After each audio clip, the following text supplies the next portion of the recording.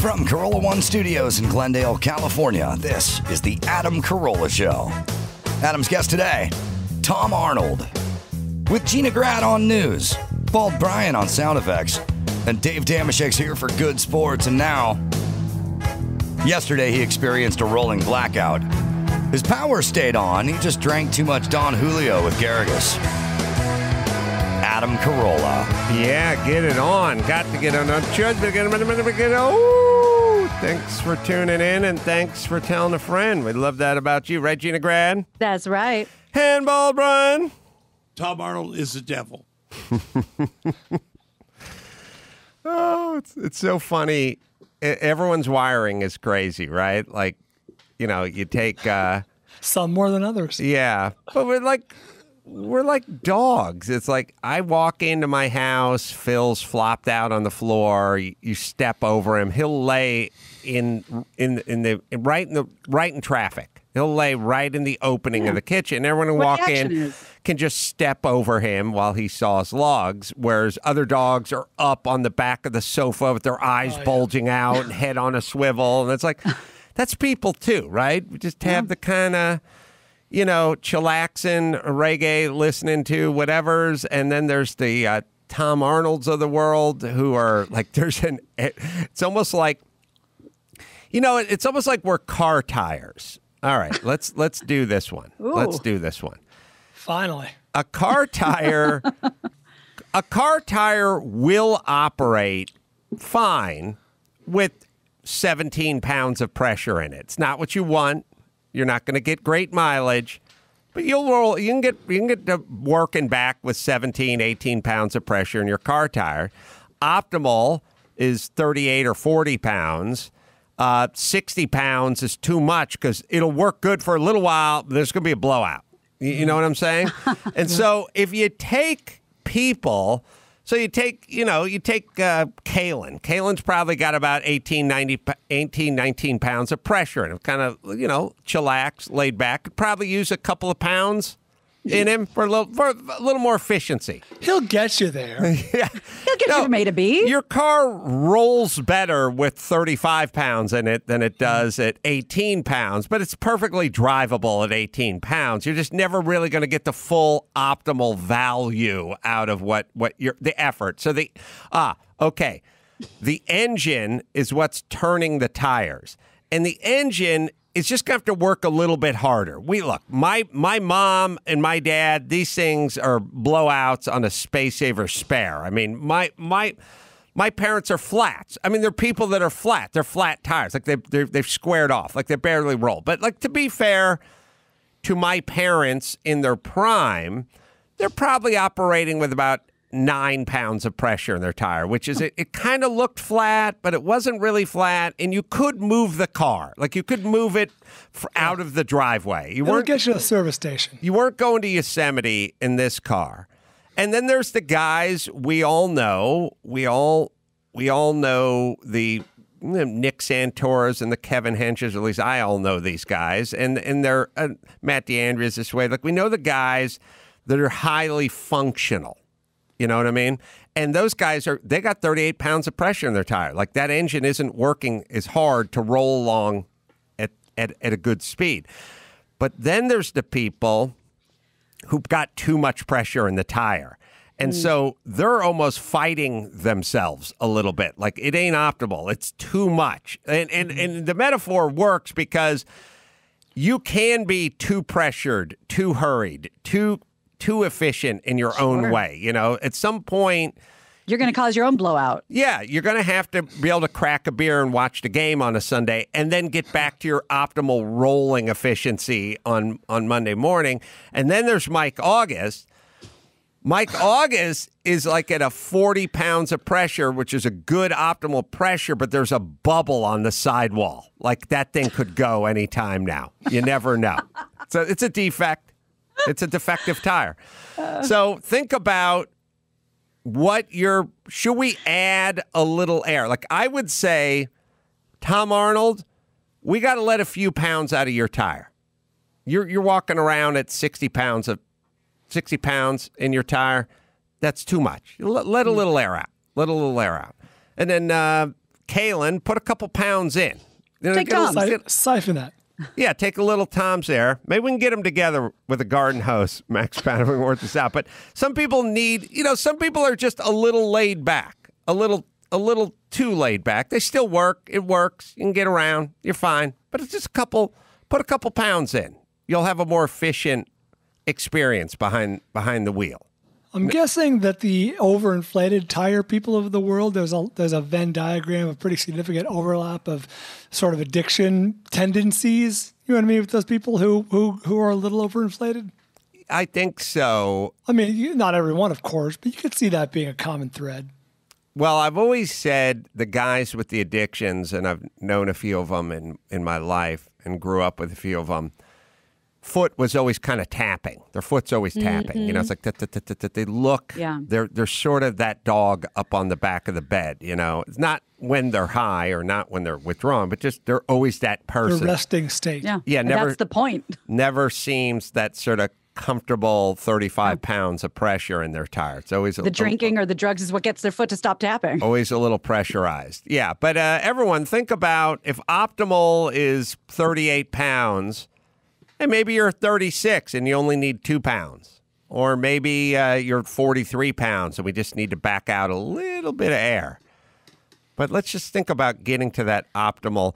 And by the way, the tires last so much longer when they're at the optimal pressure, just like the person probably lasts so much longer. And you cover so many more miles and you do it so much more efficiently. It's so much more efficient.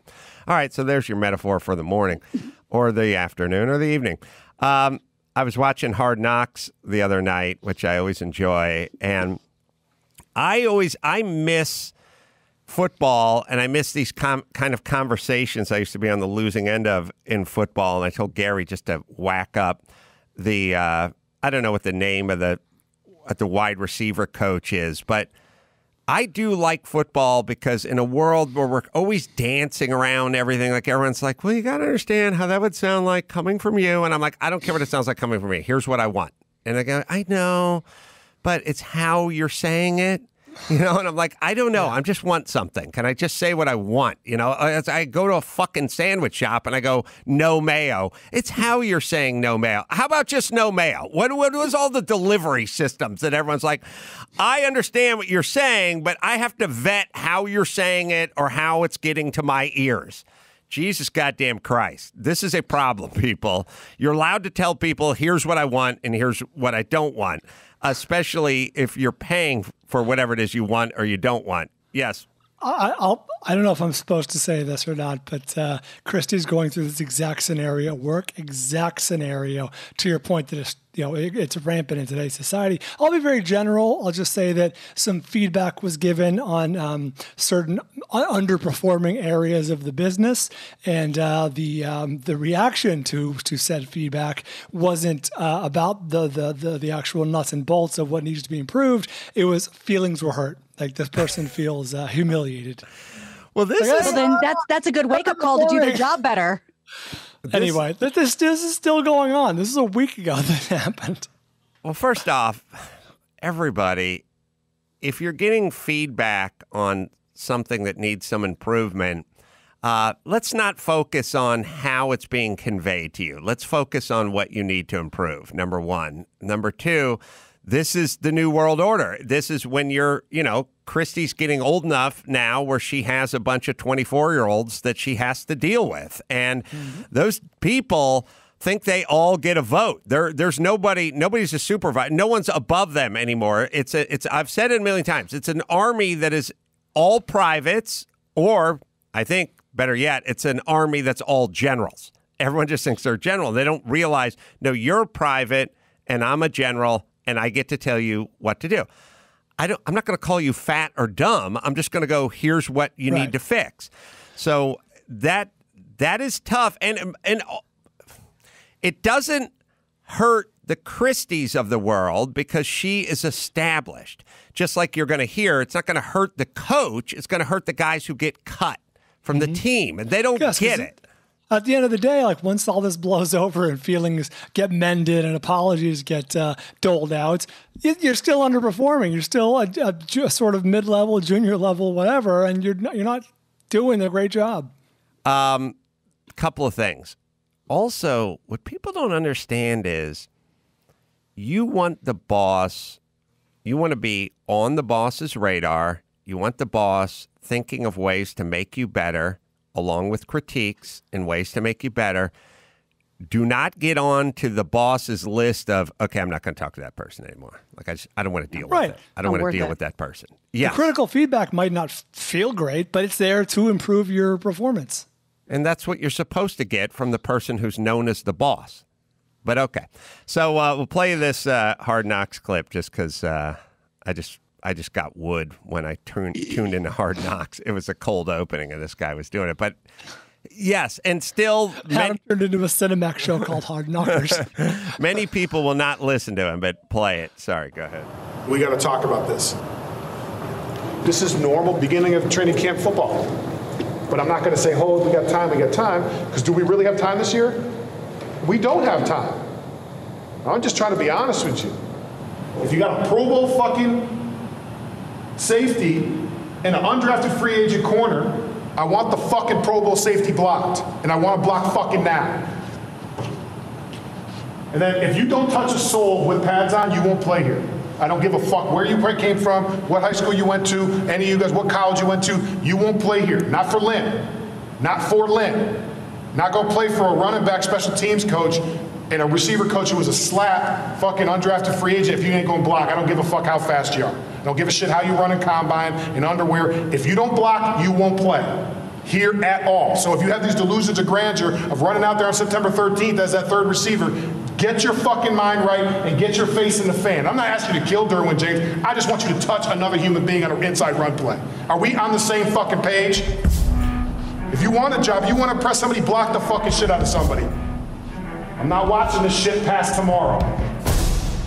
Anybody who's up for the job, we got 10 guys, we got 2 guys we know at 1,000 yards, there's 8 other people compete for that third spot. You put your face in the fan and you block some goddamn body. If you block somebody, you won't play here. If you don't, you'll be gone. The great ones find a way to run block, do all the little things. It's not just splash plays. This game's not played on Instagram.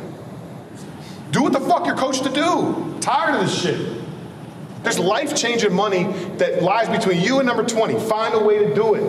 Like, we got to find a way to, like, motivate ourselves to block this guy. All right, we got that's Phil McCogan or whatever his name is, McKeegan or whatever it is. Anyway, he's a guy. Or was that Christy talking to some employees on Zoom? I didn't know. We have a hot mic situation there, Brian? Yeah, the blocking is a metaphor. She does say blocking and tackling a lot. Oh, good. Well, look, everybody, this guy is trying to get you to make the team. So maybe your feelings get hurt, but you want to make the team, don't you? Don't you want to be the person that impresses this guy? Don't you want to be the person that blocks on the run play? So, Gina, a lot of the wide receivers think they're there just to kind of catch the ball.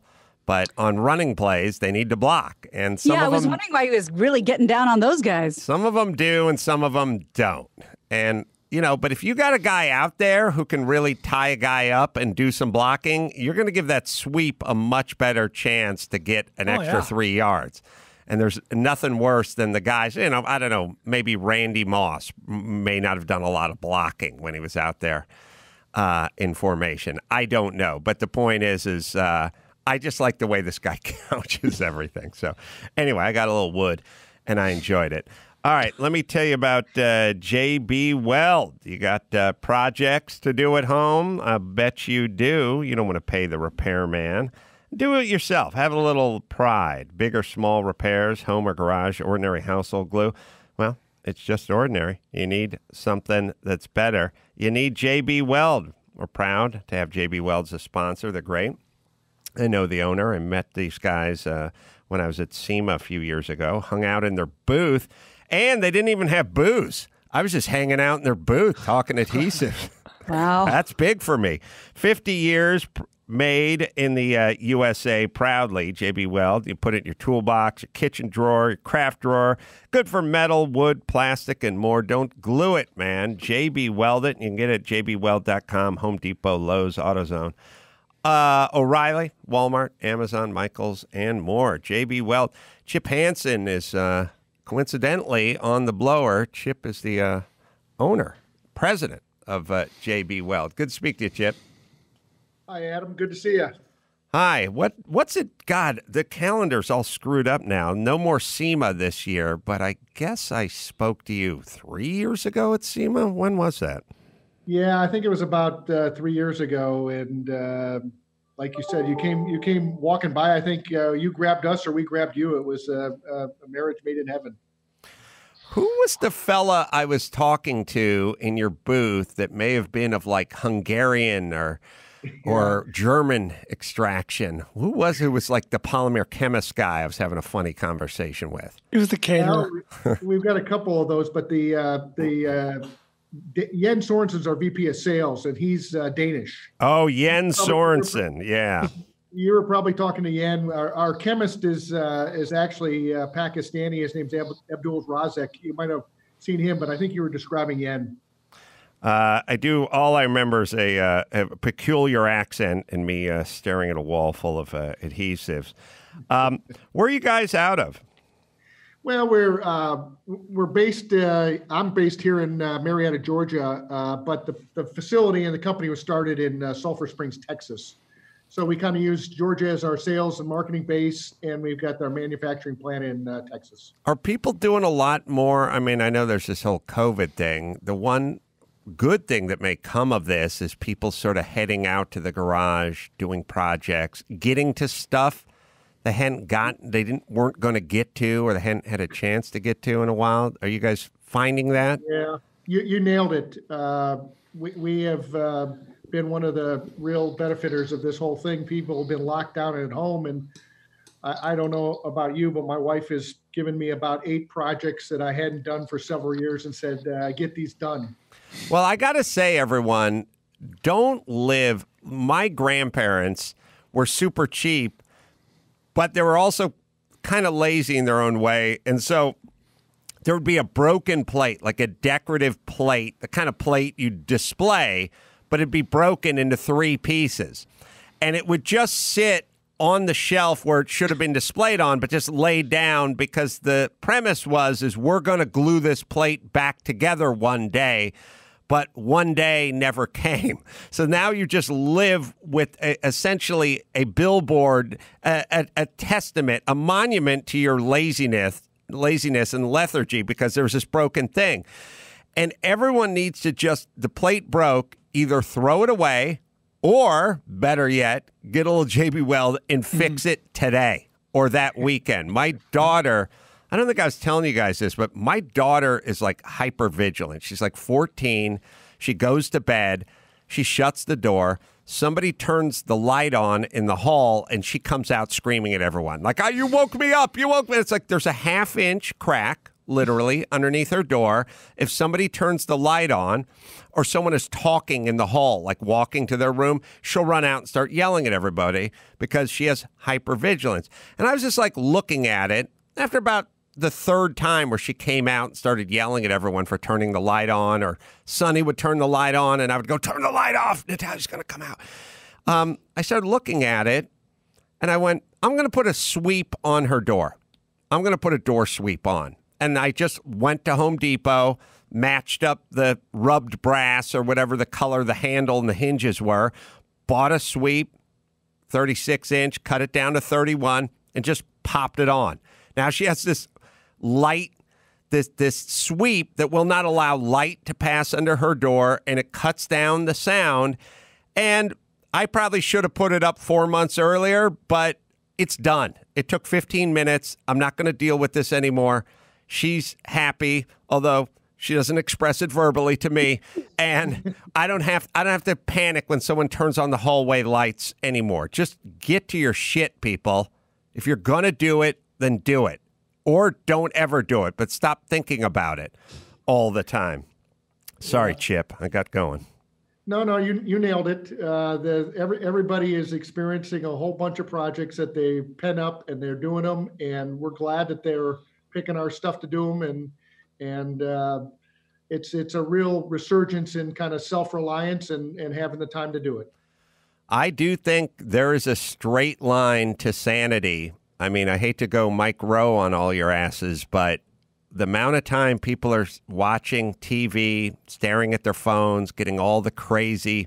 There's another shooting, and there's a cop shooting, and there's a race ride. And like the more time you're spending in that world and not in that garage, engaged, not that process, that process of like, how are we going to fix this problem, or how am I going to overcome this? It'll eat your brain, people. You really need, even if you're not handy, even if you're not that guy or that gal, you better start becoming that person. Like, you better go pick something. You better go get a bookshelf from IKEA, go out in the garage and go put it together with your Allen wrench. Or are they even allowed to call it an Allen wrench? I think they have to call it like a hex wrench or something. It's an Ellen wrench. Is it? That bitch. Ellen wrench. So, Chip, God bless you, and God bless JB Weld. We appreciate it, buddy. Well, thank you, Adam, and we're happy to be part of your show. I'm hoping you're going to get to Atlanta here and do one of your comedy shows, So, well, I don't know if you're traveling this far east, but I see you're out and about, and if you get this way, I certainly love to see you. I do. We're getting to Royal Oak in Michigan, and then where's the other place I'm going over there? Try to figure it out. I know it's all. We'll figure it out. But hopefully I'll get out to Atlanta, and hopefully I'll get out to Road Atlanta and do a race out there again. Thanks, Chip Hanson. Okay, thank you. Appreciate it, man. Bye-bye. All right. So I played you that one thing.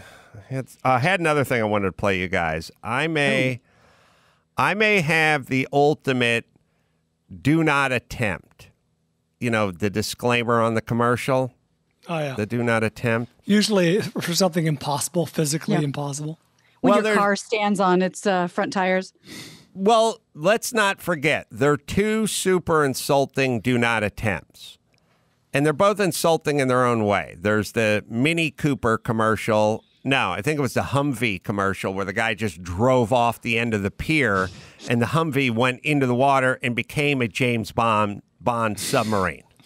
All right, so they go, don't attempt. Okay, done and done. Then, so there's this is an insane idea, don't attempt to do it, one. Sorry, there are three categories now as I think about it. There's the do not attempt, insane idea. I'm going to take my Hummer and drive it off the end of the Santa Monica Pier and it's going to turn into a submarine. Okay, I won't attempt to do that. Then there is the do not attempt, it's impossible to do, the Subaru commercial where all the cars are riding around on their front wheels pitched up at a 45-degree angle. Do not attempt. Well, that's impossible even if you did attempt to do it because there's no way you could drive a front-wheel drive car or any car and get it pitched up, get the rear wheels off the ground. Right. Then there's the super insulting do not attempt, which is the person is just driving down an empty highway in Nevada. It's like closed course, do not attempt. It says professional driver, like, closed course. How am I going to get the van home from the dealer? How would I? Do you guys have a flatbed? Like, how would I physically get your product back to my house if I'm not allowed to drive it? That's a confusing do not attempt. This person is not. That's the only thing I should be attempting. They're not on a skid pad, pulling 3 Gs and sliding through cones. They do closed course, do not attempt professional driving. A person's going straight down a highway at 44 miles an hour. I can't. Driving fairly responsibly. What can we attempt? I can't promise to not attempt to drive your vehicle after I purchase it. That much. I'm sorry. I promise not to go off the end of the pier. And I have signed off on not riding around solely on the front tires. But I cannot promise you that I won't attempt to operate this thing I just paid $54,000 for. That's a big ask. I may at some point get inside of it and actually go somewhere. Drive in a straight line? Yes. Now, I know you use it as a really expensive storage unit, but I may attempt to drop my kids off at their school one day. So you should know up front, I'll say to the dealer, you got to know up front, I am going to drive this vehicle home. I know I've seen the commercials. Ooh, I understand you have to the sign risk. a waiver. I didn't hear that. The do not attempt the thing you're going to do with it's right up there with the beer commercials. Like, we can show them holding the beer, we can show them tapping the beer, we can show them toasting the beer. We can't show them drinking it. Really, you can't show it. Because isn't that what you do with a beer? Yeah. Almost always. Yeah, now I get it. weights? I get it as it applies to tampon commercials. But a beer... Oh, you'd be surprised how many people do not know how to put in a tampon. Oh, really? You should absolutely show that in a commercial. All right. 51% of the population. And guess what, guys? I don't want to blow your minds, but according to commercials, this is true. The stuff that comes out of your body during your period, not blue. Oh, really? Not blue. Oh, it's I'm going to have to purple. rethink everything I know. green. No, it shouldn't. You should get to a doctor immediately if it's green. Well, if they're going to show actual tampon commercials complete with the tutorial, I'm going to start DVRing The View because I'd like to check that out. All right. But in the world of, I would say, most improbable, like a new leader in the clubhouse for do not attempt, maybe the Progressive auto insurance commercial with the character Motar. He's the The half he's the black motorcycle. man who's centaur. Is that a They're centaur? they're really caught on. Yeah. Great job, Progressive. Is that a sort of joke on the centaur or something like that? Yeah. I think we finally deduced Right. that it was, although Okay. motor involves a motor and centaur. Centaur does not involve man and horse. That's just a different word. All right. Well, here it is. Here it is, and you can look at it. He's on Motar. He's the upper body of a man of color and the lower body of a motorcycle, and he's at a popular gym, and he's on the treadmill because it's raining outside. He's on. Oh, the that's All right, very pause it. Do not attempt. Do not attempt at the bottom of this. Do not attempt. If you know anyone, or you Any in fact, motors? First of all, don't saw yourself in half. Let's start there.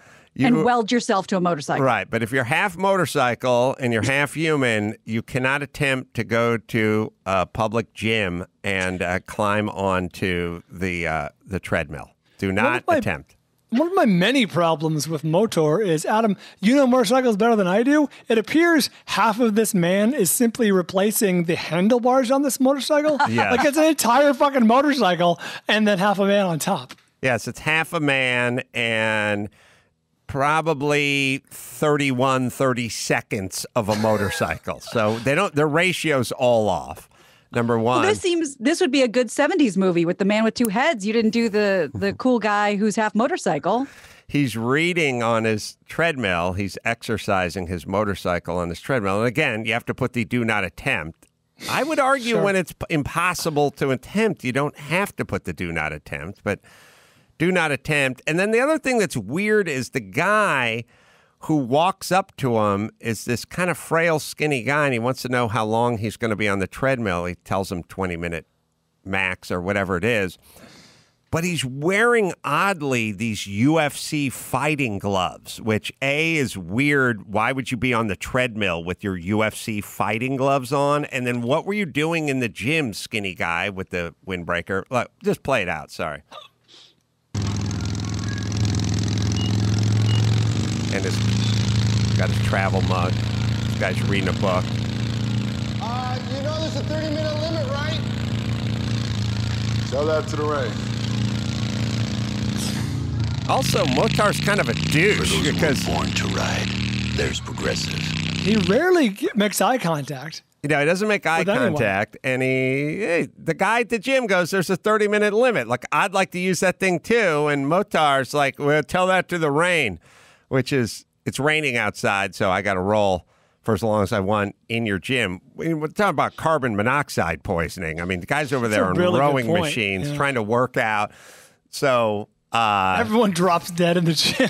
Motar. All Wouldn't right. it make more sense to show what a badass he is and to not attempt if it was raining and he was such a badass that he just went riding in the rain?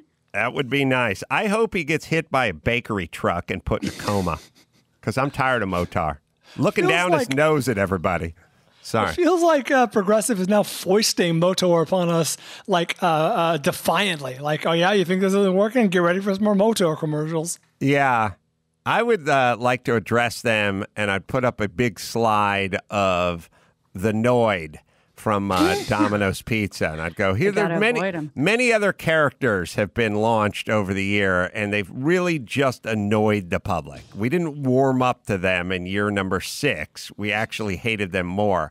That little gremlin that lives in your toe fungus, who lifts your big toe nail up like it's a hatch and then dives under it. That guy's gone with the wind too. That's one of the few commercials that hurt my teeth. That and his cousin, the Mucus family. The Mucus family who moves into your lungs. I don't need them either. Dave, Tom Arnold's here, so we'll talk to him in a second. I just want to clean up Dave. Oh, is Dave on Dave 66, San Marcos, California? Oh, is he up? I got the wrong one. Let's see, Dave. Mine too. Yeah. That was Evan. Oh, Evan. Sorry, Evan. I was trying to talk to Dave. Let's see. Dave, are you there?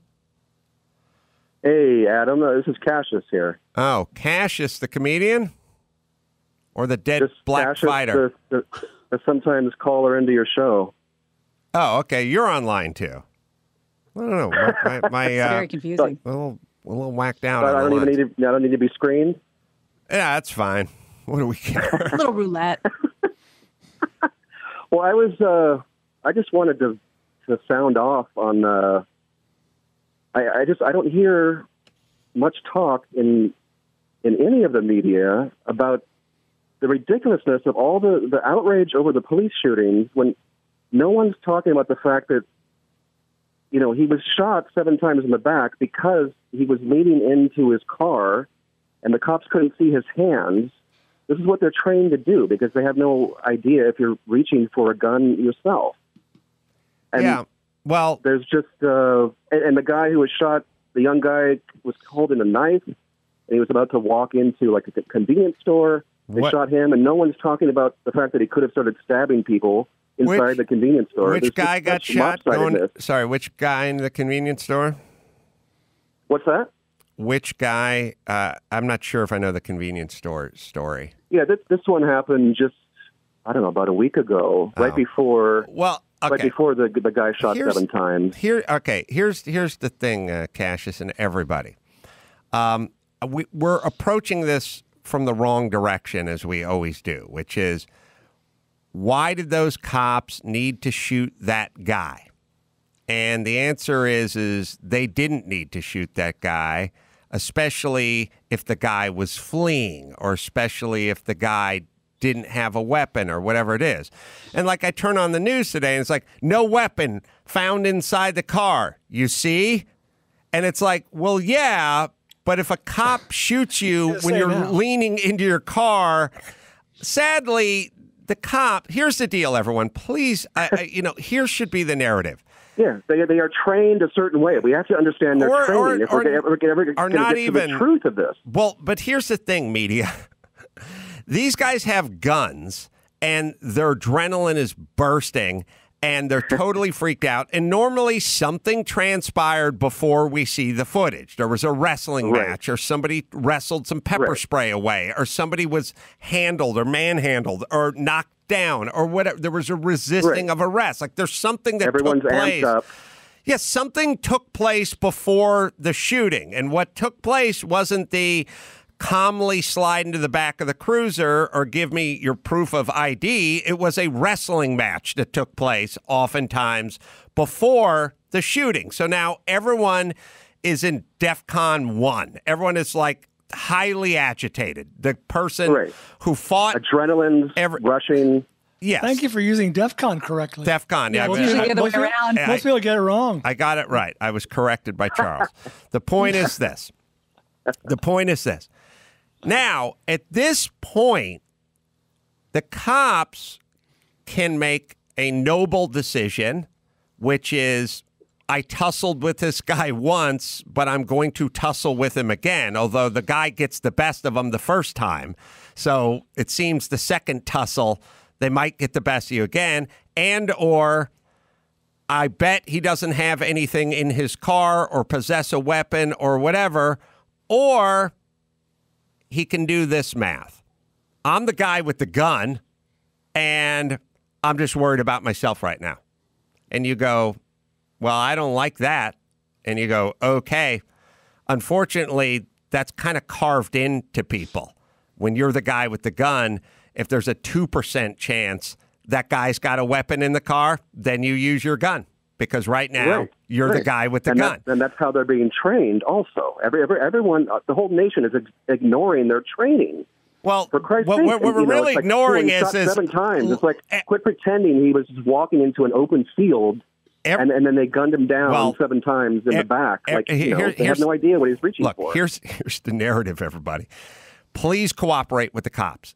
Even if they're wrong, you have to cooperate with them because they are the guys with the GEDs and the guns. And maybe the training will be better, and maybe community enforcement will be better, and maybe we'll reimagine policing. But for now, be compliant and get a badge number if you feel like you've been wronged, and live to fight another day. Do not wrestle with guys with weapons, especially when there's 4 of them. That's it. My thing is, like, I'm not saying the cop is right. I'm saying we argue over is it was a good kill or a bad kill. Stop wrestling with the cops, and you can live to fight another day, perhaps in court. And the part where it's like, the cops are wrong. I wasn't doing anything. Yep, happens all the time. Sorry.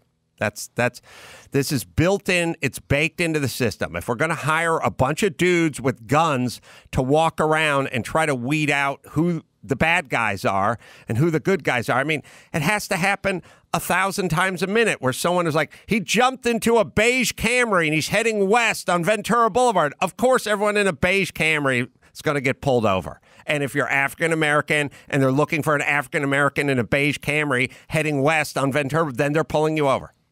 It may not be you. It's probably not you. Good. Just comply and live to fight another day. There really needs to be a dialogue about this nationally, but the dialogue is just, well, cops are racist and they're hunting black people. That's not going to lead to that's going to lead to more black people getting killed and more cops being killed.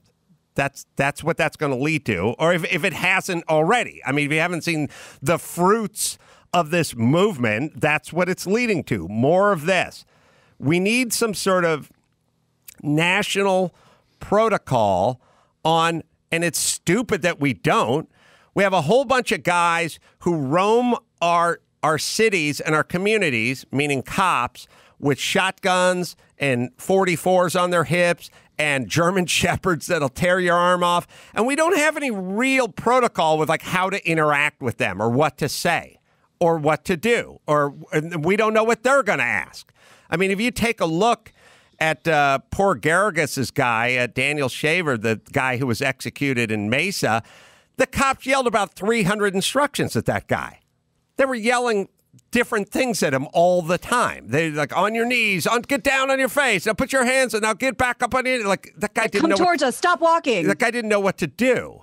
There was no protocol. Like, it's kind of funny. It's like, they go, police need training. I agree. I feel like the citizens need training that dovetails with the police so we know when first off, how many times you see somebody gets pulled over on the freeway and they start pulling over on the side of the freeway and the cop gets on the blower, like, get off on the off-ramp, get off on the off. Like, the person doesn't even know where to go.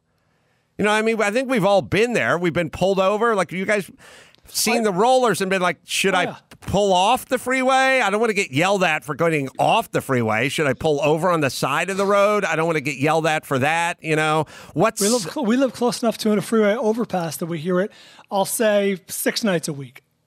You know what I mean? Just pull over, next exit. Right. We don't even know what side of the car these guys are coming to.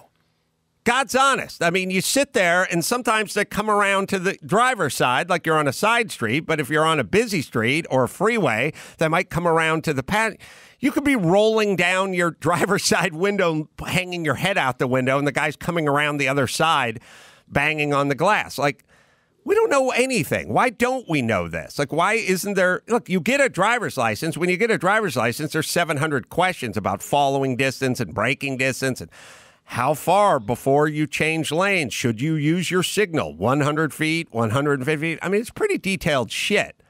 Considering you're going to have a life of interacting with the cops in your car oftentimes, protocol. That's a protocol. If you have people in the back seat of your car, those people should just have their hands on top of the front seat when the cop walks up. Something like that. Some version of that. Keep your proof of insurance. Don't put it in your glove box. Keep it on your visor of your sun visor or whatever. Someone could figure it out. Well, just have a protocol.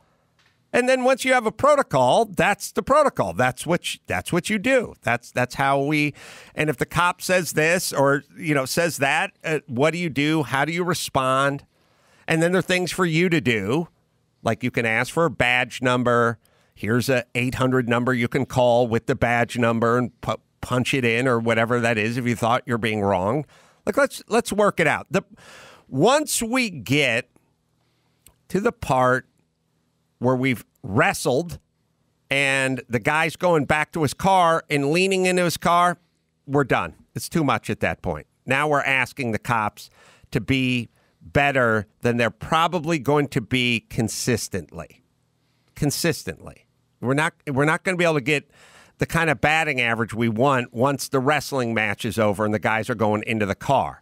In news, you're not allowed to pick it up from after the wrestling match to, the guy was just walking to his car and they shot him in the back. Like, no, that makes them seem like homicidal maniacs, and that alarms the next group even more. And now why should you comply if you're just have a target on your back? If you're going to be executed, why wouldn't you wrestle with your executioner? All right, everybody, let's do a better job at the news with the narrative. It's not racist cops shooting black people in the back. It's scared cops shooting people that aren't complying, and it's an overreaction. I'm not defending the cops, but that's where we're at. So let's figure out the compliance part, and then we can move ahead and save some lives, people. If we are, in fact, interested in saving lives, or maybe we just want to keep the narrative going and sell some more soap. I don't know. All right, real quick, Ken has a rich man, poor man. He's been on hold, so I feel like we should get that. Thanks, caller Cassius.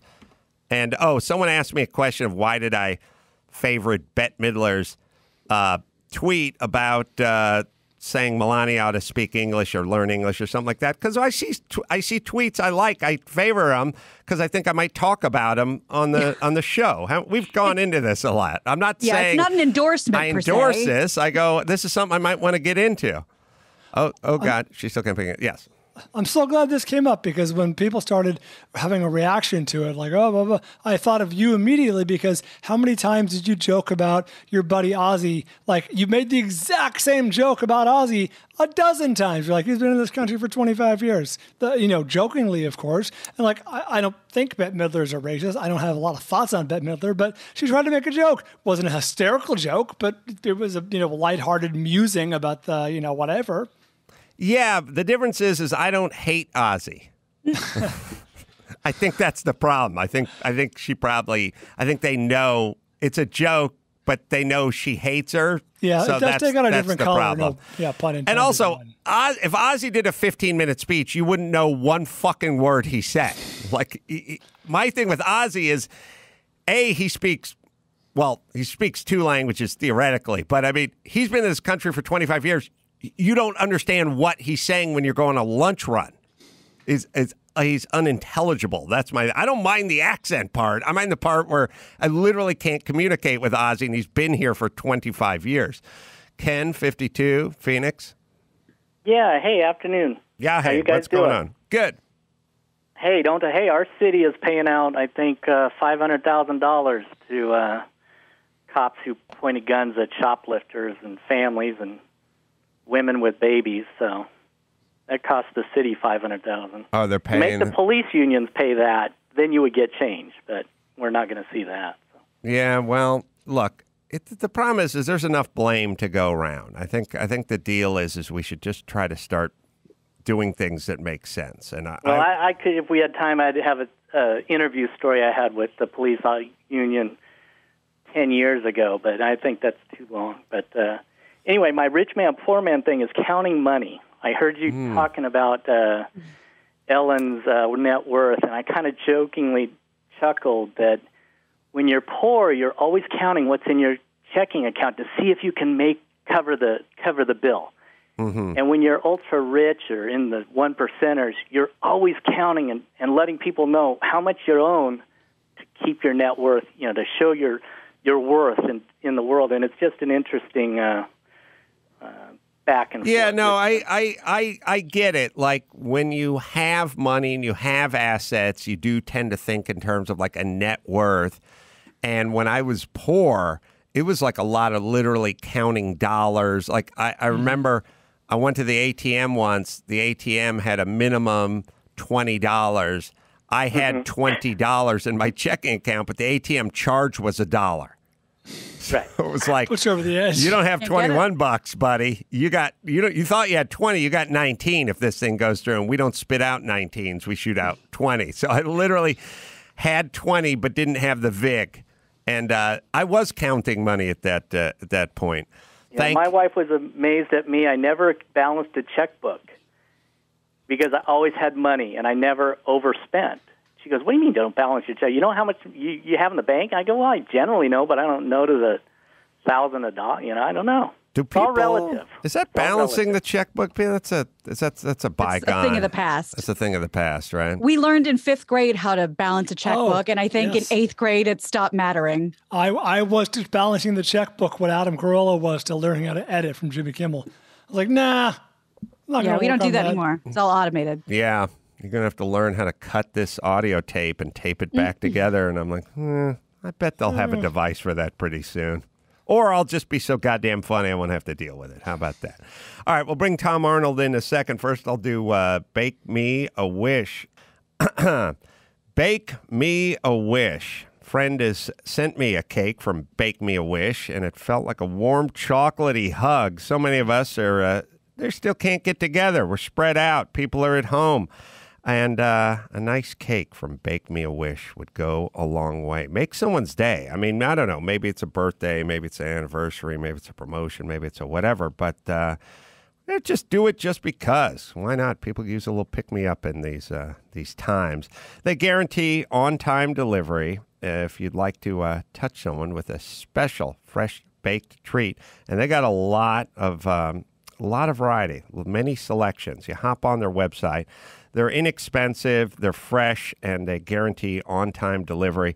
Visit bakemeawish.com and, all right, bakemeawish.com and use my code. Use the code Adam for 15% off. That is 15% off. Visit bakemeawish.com bakemeawish.com and use the code Adam for 15% off. All right, we'll take a quick break. Bring in Tom Arnold right after this. The Adam Carolla Show presents Tom Arnold's birthday cocktail party for March 6th. Let's see who's here. Rob Reiner. Martin Cove is here. So is D.L. Hughley. And Pink Floyd's David Gilmour.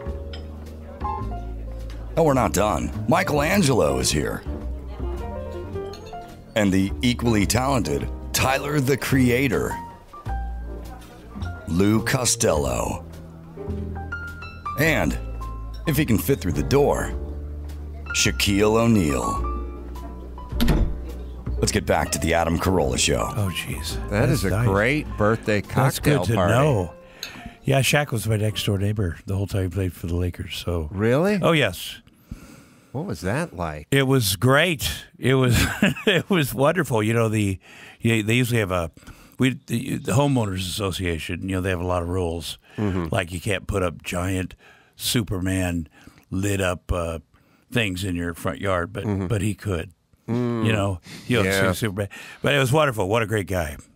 Shaq, I do find him to be one of the great characters of this modern era. If you really think about what that guy has done, I mean, if you think about first off, what he's done in the business world, what he's done in the commentating world, what he's done.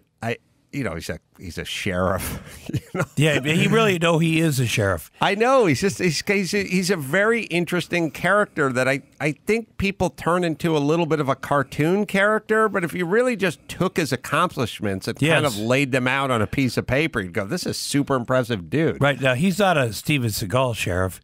He's a real sheriff. He's not. Steven Seagal, who I've worked with too, is a sheriff allegedly. Now he's a sheriff in Russia or something. But he would go around showing up at things and arresting people or whatever it is he does.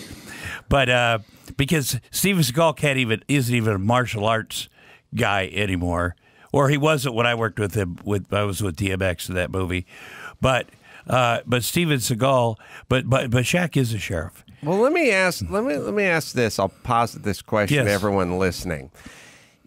For a starlet that's getting a little bit older and getting pushed out of the business, there's always a way to make a buck. You know what I mean? And the way you could make a buck is you could just find some high-dollar guys and kind of take them out on a date. I don't know how much of this goes on in the world, but there's always you get to go out on a date with and possibly have sex with, Jennifer Tilly. Sorry, Jennifer, or Meg. Sorry. No, I'm quite complimented. Jennifer Tilly is one of the best. In fact, I forgot. Jennifer Tilly is there a better, is there a cuter, is there a more amazing person on the planet than Jennifer Tilly? Jennifer, that's me. who plays my wife in High Holidays coming out this fall. But is there a more amazing? Just watching her Instagram makes me so happy. Oh, I want to talk about her. Yeah, but are you talking about Meg marrying the guy from the movie studio? I'm saying if you are an actress and you're getting into your later 40s, early 50s, there's always the businessman who's in his 60s who watched you or rubbed a few out to you back in the day. It's kind of a life preserver. Are you talking about Kevin Kline and Phoebe Cates? No, but I hope not. No, that's not what I'm saying at all, Tom. Who are you talking about? I'm trying to think of this. It's a get out of jail free card that you could play. Here's what I'm saying. No offense. I'm not trying to besmirch these women. Because if you're talking about Kevin Kline and Phoebe Cates, let me say this. People love Kevin Kline. He's a brilliant actor. Everyone loves him. He's hilarious. And then they go, well, Phoebe Cates was sort of in that one movie where she showed her boobs. And then what did she do? Let me tell you something she did. She was in the movie where she showed her boobs. The one movie. The number one movie where you show your boobs. That scene, she's number one. She's got number one, and she quit working to raise their children. So she's got two number ones. Kevin Kline, she could have had Daniel Day-Lewis. She could have had any actor in the world. Kevin Kline should kiss her feet every day. And I love Kevin Kline. So she's up here. So when you say about, well, boy, isn't she lucky to be with Kevin Kline, I say, fuck Kevin Kline. He's lucky to be with Phoebe Cates.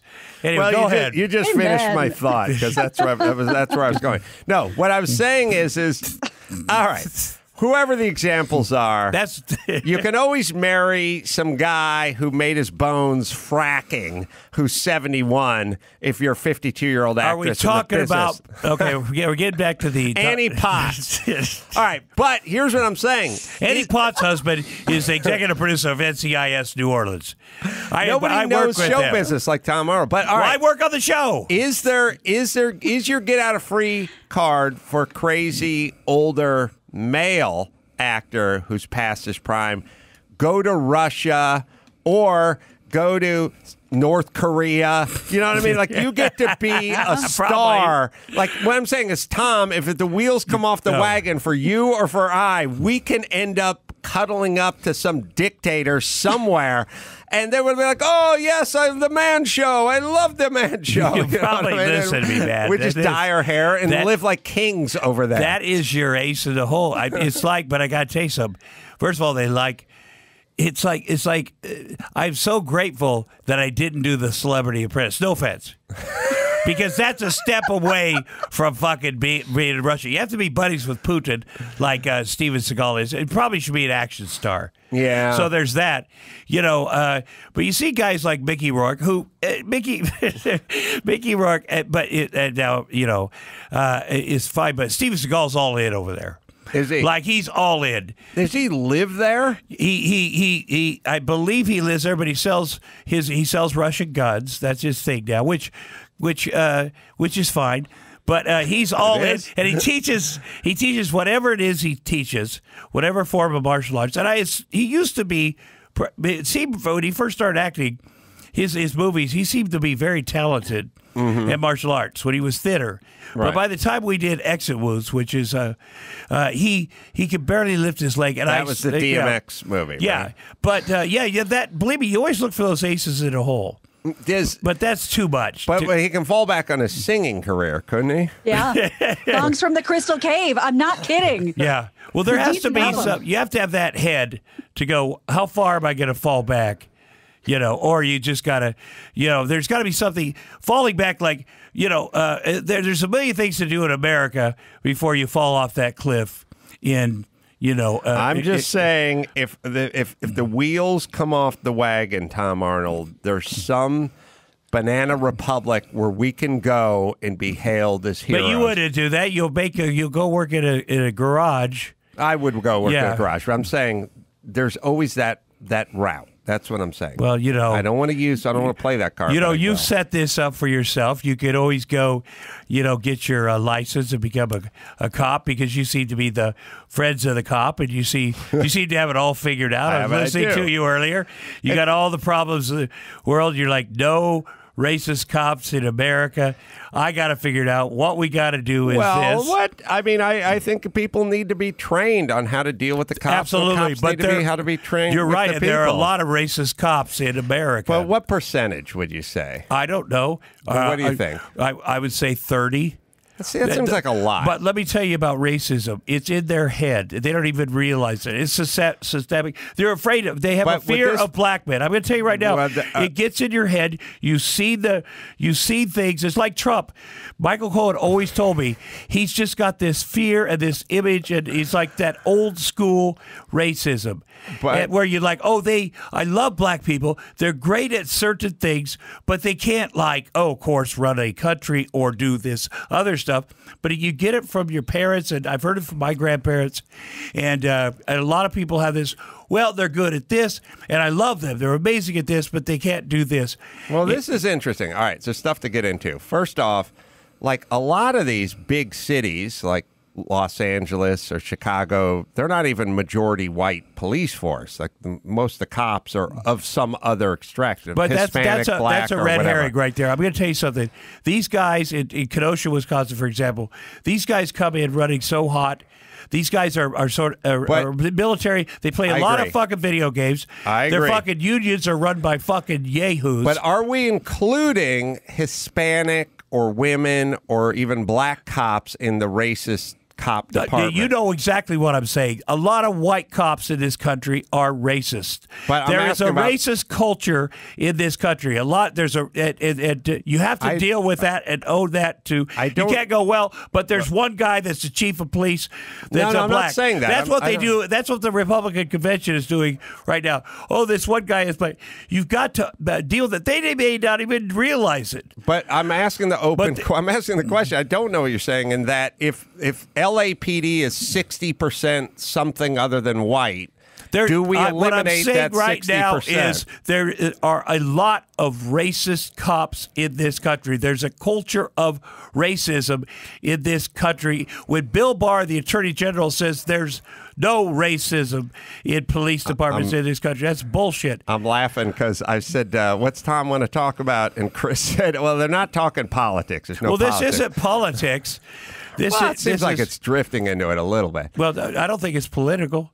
I think it's something that we need to all. I don't care. Take a moment and I'm work just laughing. on. Yeah. I'm not laughing because it's a funny subject. I'm laughing because I said Tom Arnold's going to talk about what Tom Arnold wants to talk about. Yeah. I don't think we're going to be able to. No, but rein that I conversation listened to you. I thought you had some interesting points of view, and you do have your solutions, but you're missing. You keep wanting to solve stuff.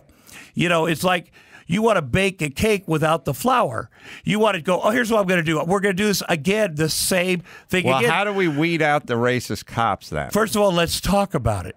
Let's admit it. Let's talk about it. I think it's something we've been talking about. And first of all, how old are you? We're 60-year-old white guys sitting here talking about it. Well, this is interesting because you said your grandmother was racist, or there's a lot. You hear a lot of that old school racism. Well, here's an interesting subject, I think, or angle on the same subject, which is you grew up in a place and in a time. You're a little bit older than me, 5 years older than me, but you grew up in Iowa. In a small town. And chances are you probably were around people who are racist. Right. Possibly. Mm-hmm. Maybe even family members. Yes. Well, right? next door neighbor's dog's name was the N-word. Oh, really? A black pit bull. Jeez, I hope he never got out at night. It did. Driving down the road, headlighting out of the pickup truck. All right. I imagine the signs you'd have to put up on the telephone poles if you ever got lost. All right. Answers, too. All right. So I grew up in... Was it a black dog? Was it a black dog? Yeah. It was a black pit bull. No, I'm not going to offend the guy. It's a black pit bull. Okay. I grew up in Los Angeles with very progressive hippie parents for the most part. And my family was very progressive. And so I grew up in SoCal in a totally different environment. So I didn't have racism when I was around. I mean, we didn't have, no one called anyone anything. I had black friends. I hung out. That was my world. We'd watch Roots. We watched all 7 or 8 episodes of Roots, and then my mom would just look at me every 10 minutes and go, do you see what we did? Do you see how bad we are? Do you see what we did? And that's how I grew up. And I grew up with my friends, Henry and James Boyd, the two brothers, the two only black guys on my football team, and I'd just sleep at their house all the time. So I grew up in an environment that was like, what racism? What are we talking about here? Then you talk to Mike August. Mike August was in Louisiana.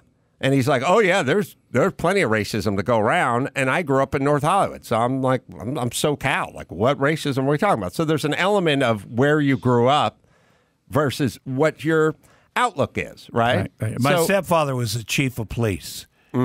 So, I mean, I also, but I'm talking about now.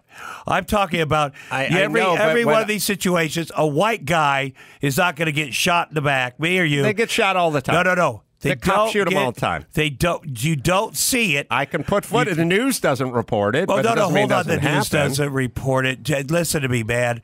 They are cavalier. They're more afraid of black men. They look at them as less than and scary. But they still shoot white people. Not like they do black people, like they do black men. Black mothers have to warn their kids before they go out, and that's a fact. And black fathers have to have that talk that you don't have to have with white kids, and that's a fact.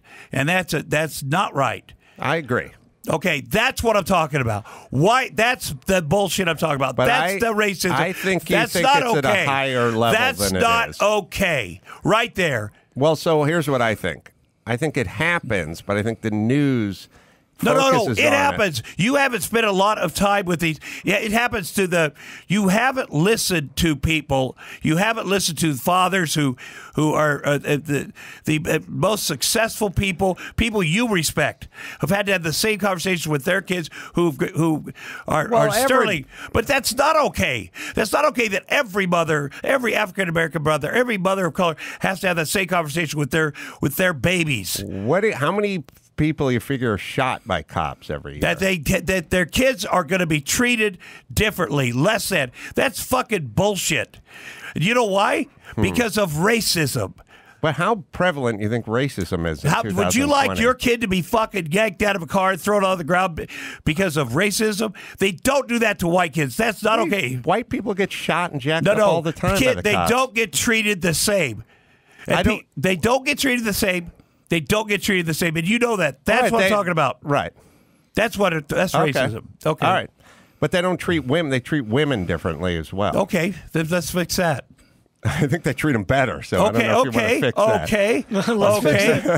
But Get them on the ground too. But I'm telling you, with kids and young people, it's not okay. And then what do you if you're saying women get treated better, well then okay. What if that's there was another thing. 100% compliance? Like what if we just had a protocol? No, and but everyone let's just have complied? that conversation. If you're fucking have to tell your children, watch out, beware this, and they fucking are they fucking chase them down. They're just treat them. Everything's great. We're all even in America. Everything's all equal, except for this thing, and it's a soul crusher, man. It's a soul. You could do whatever you want. You could be whatever you want in life. But you're going to have these soul-crushing experiences where you're fucking everything is taken out. It's gut kicked. I'm laughing because I was trying to take a call about Bette Midler talking I'll about talk about languages, Bette Midler too. And I pressed the button and it was Cassius talking about police shootings, and then Tom got all fired up. And I'm now just here saying we are. it's that thing. All right, what about Bette Midler? Well, she's funny. That was very funny, like you said, like a comedian. Like you're a comedian, I'm a comedian, Bette Midler. That was hilarious. A joke. But then you said, well, a comedian, it has to be, you made the rule of comedy, like they can't hate the person to make a joke about them. Well, they can, but I just mean it's better. I think we all enjoy a roast when we know that whoever's roasting Alec Baldwin probably likes Alec Baldwin or whatever. It's hard to tell, though. It's really can be a you little don't hard. really know the inner workings of a person's mind. You go, all these roasties. When you see those old roasts, you don't know for sure who likes who, but you can still enjoy them. That's true. But speaking also, of racist, but watch one with Sammy Davis Jr. on the dais. Yes, You're gonna see exactly. some They're the racism. best. The best. What are you talking about, Tom? Those old ones are the best. But I have to say, Melania, was a birther.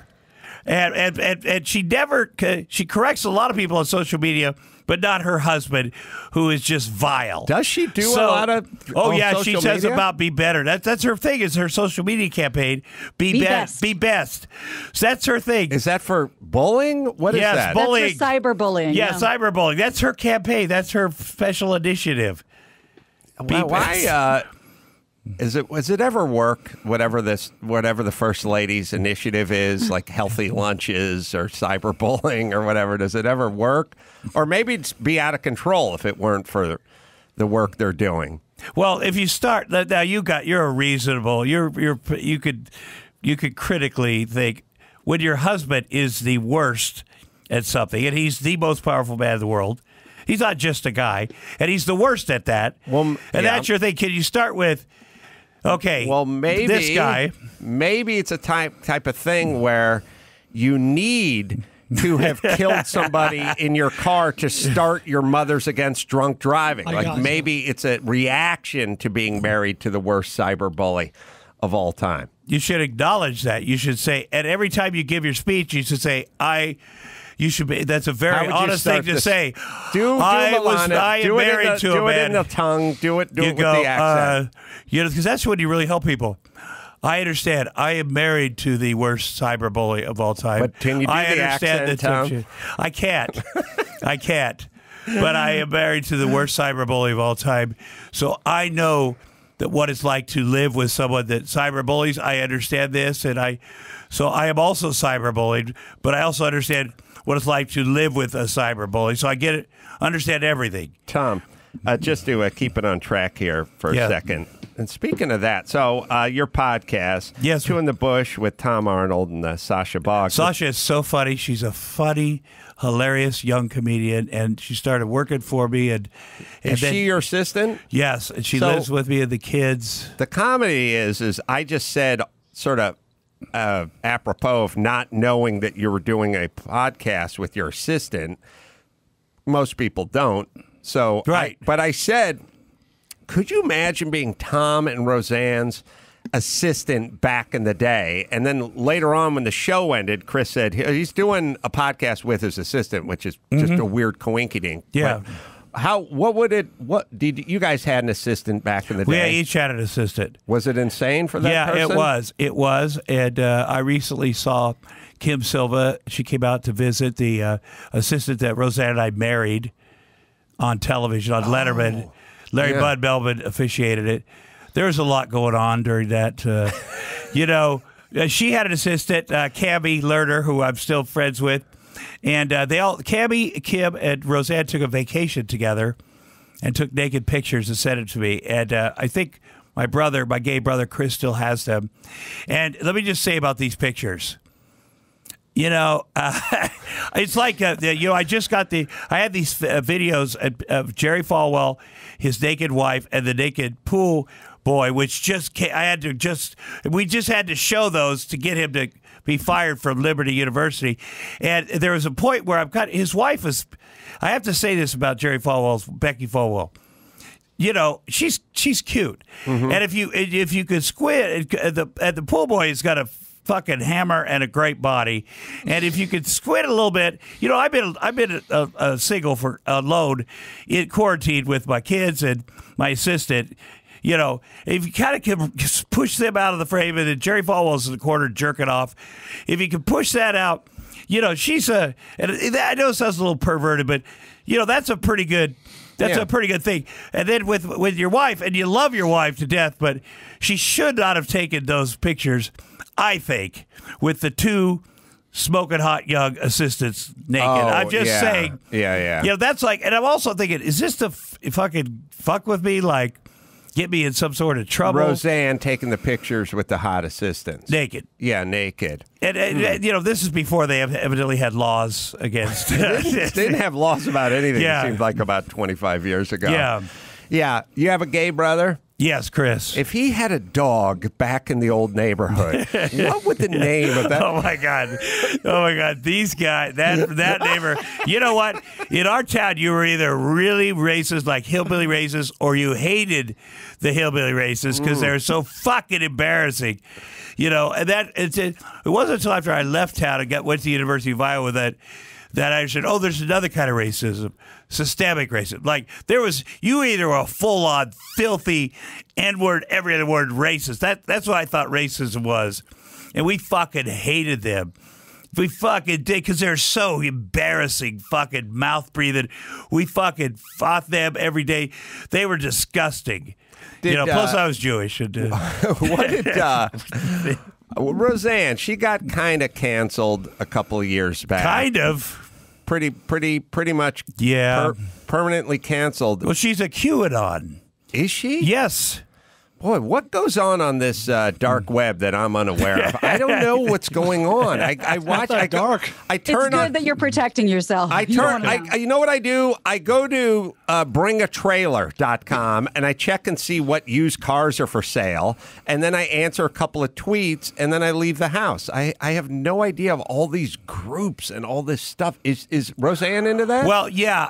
Before. How do we know she's into that? Well, I'll tell you how. I mean, she says it, but she says it. But before the show came back, she had a lot of. She put a lot of stuff out there. So it seems like the ABC people would have been, hey, we're aware of the stuff you put out there.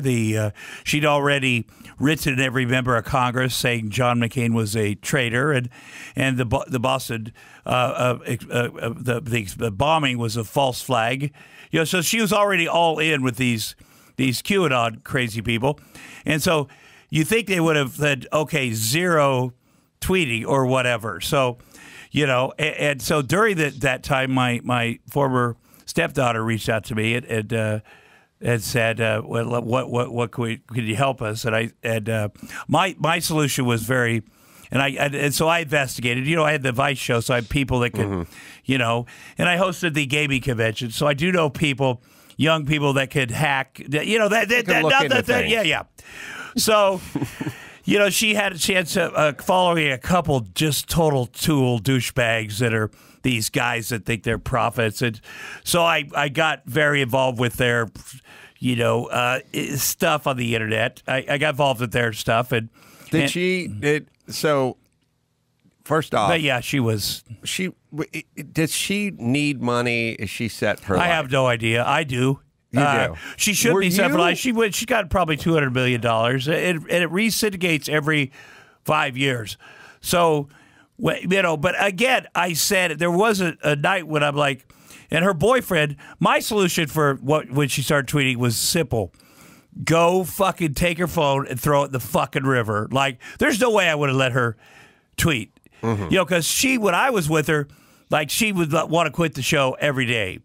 And it was always a battle. And I always knew you would be so mad at yourself if you quit this show.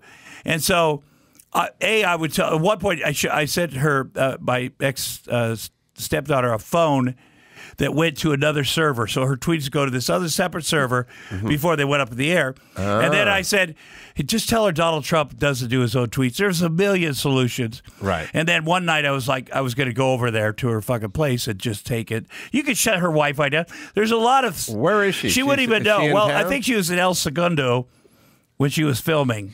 That's the way I got it. And her boyfriend is so fucking lame. Who fucking lets... You can shut it down or what? Can you shut if you're Roseanne's boyfriend? Can you shut her down? Yeah, you could shut down her fucking ability to tweet. I'll tell you that. Do you think? Because she couldn't figure out what you're doing. Okay. I promise you, there's a way. But ultimately, you need to just shut her down for short periods of time, and then she'll come to her senses, or have a very positive intervention with positive people. How is her? What do you think of her mental state right now? Do you think? Well, she's I don't okay? know. I mean, yeah, she's fine. I mean, to blame that is she's in her show. Shows have runs, but people don't remember the show got canceled the first time. John Goodman wasn't on it the last year of the run. He'd quit. So I don't. She seems to be having fun. Her son is filming her. Oh, really? Yeah, he films all that stuff. So there's an awareness to that's further, and so I think she's just like any Trump supporter, fucked up. We're stand up with her. We're stand up with you. Oh, I love it. I love doing it. I would be doing it if I could right now. I love doing it. Would you be, if this was a normal non-COVID year, would you have a whole bunch of dates all over the country? Yeah. How many dates would you do a year?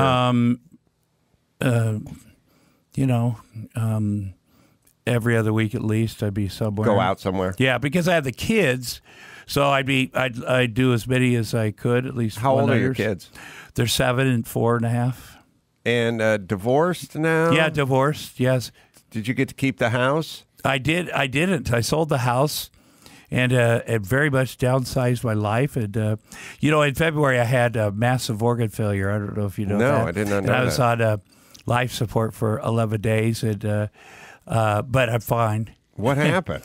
Well, I think it was a combination of I had a really bad flu and a virus, and I think the virus or a virus? The virus. And, you did. And but I also was the stress of this stuff with the kids. And have you been tested? There wasn't a test when I was there, but I go. A part of a test, a part of the big the test for Oh, you're part of the group. Yeah, I am, and I'm very close to the hospital because that's where my children's heart camp is, a big camp I have, and so I'm over there back and forth, and very lucky, got my that I'm so yes. I'm very lucky. But I also felt like I just put the kids in their mom's car to go to. We had seen her a little bit to go to parts unknown, and I remember that night I was sitting there like, okay, we're in a guest house because I had to move out of our house and kind of, and I was like, okay, I'm trying to calm down like I do at the end of every day usually, and nothing was. I was like, it seemed to be very. And then I'm so glad I didn't go to sleep because I was like, I'm going to make myself go to sleep, and I was like, no, something's different. Something's different. I'm going to call an ambulance. First, I was going to drive myself to UCLA, and I thought, no, I should call an ambulance. So anyway, they came, and the person I was staying with sent them back. They thought they'd come because of the dogs, or it didn't say ambulance, it said fire something. And then they came, and by the time they came, I was having trouble talking. I wasn't panicked, but I was like having trouble with my lungs. And then by the time I got down there, I usually would call ahead and say to, this person I work with there, I'm coming in, and I didn't do that, and so they didn't have my pseudonym with all my information. Your name. So it took me a little bit, and my organs shut down pretty fast. Fast. So by the time I woke up, I was on the ECMO machine, which is the heart and lung thing, and then my kidneys, and then, I was trying to figure out, my gay brother was out there with his dog. She was with his husband. Yeah, I think he was assuming I was dead. He does have a dog, doesn't? And people were, my manager Eric Kritzer had already working on jokes for the funeral, but I just said, and by now the doctors who are the top, the cardiologists, because the kids camp that had gotten over there, and I said, what do I? And the doctors that were working on me are like, buddy, you are lucky to be alive if you live, and your life's going to be so different. Like you're going to go from here to a residential thing because your heart, your whatever, and there's going to be no more, basically what I heard was no more playing with your kids. And so when my guys got there who are very, they're a little more, I said, what do I have to do to get out of here? And they said, these are the numbers on each machine you have to hit. And 2 weeks later, I was also a terrible patient. They wanted me out of there. What? You? So I hit the numbers. And so what if you didn't call the ambulance at that particular time? Like, what if I'd you just be dead. gone to bed? I'd be dead. But I think I knew, like I've always had a sense. I mean, I think you have a sense of, I'm very lucky. I'm lucky to know that I'm lucky that I'm very grateful to the people there at the hospital. I'm grateful to those doctors. I'm grateful that that I'm blessed to have had those kind of people in my life. I'm grateful that the ambulance came a second time. What I don't always picture this when I think of you. I picture you at age 19 or something, working at like the Hormel factory in Iowa where they're making the ham, and you taking that knife out of the hot water and cutting a piece of pork and cooking it in the hot water. Like, I guess the sous vide now is what the people do it. But Tom was doing the hillbilly sous vide. That's going to be the name of my next book. Back in the day, but I'm kind of picturing it, but I don't know if I have it pictured just right. So tell us that sous vide hillbilly. Okay, story. I'll tell you that. But I want to say this about calling you ambulance. It's because I'm a father. Because then you don't have any. If it was just me, I'd be like, oh, I'm going to sleep. This could be. Okay, but then I think once you're a father and fuck, I got I got this responsibility. You just you think of things different. Right. Anyway, at Hambone, in the Hambone department, we were fatting hams on the ham, on the ham What's line. fatting hams? Well, that means you cut the fat off the hams with a electric knife, the circular knife. The fat. There's a guy up top that spins them with a long blade. And then they come down. 19 or 20 at this? Well, I started there when I was 18, but I started livestock, which is a shit job, and then I moved inside to the kill floor. Right. And the kill floor is the kill floor is the worst place. Poor Jewish Gina sitting there going, oh. We slaughtered 6,000 hogs a day. It's a rough 6,000 hogs a day. You got to make your own fun.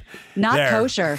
Not kosher at all. But my grandpa had worked there for 45 years, so it's a lot of Jews. There's a few Jews in there. So. But then I got to Hambone, which is a little nicer, and refrigerated, so it's a little cooler. And so the Cure 81 hams are the Hormel's #1, the thing they're most proud of. So you have to skin them, you have to fat them, which is really defat them. You got to get the 3/4 of an inch of fat, like perfect. And then once in a while I cut a big chunk, and then you have these boiling hot cauldrons to stick your knife, your circular knife into to make sure it was clean. And I'd cut some chunks of ham right off the ham, and I'd put them in there and cook them, and then that's what we'd eat. Sous vide? Yeah, back very in nice. the day. Yeah.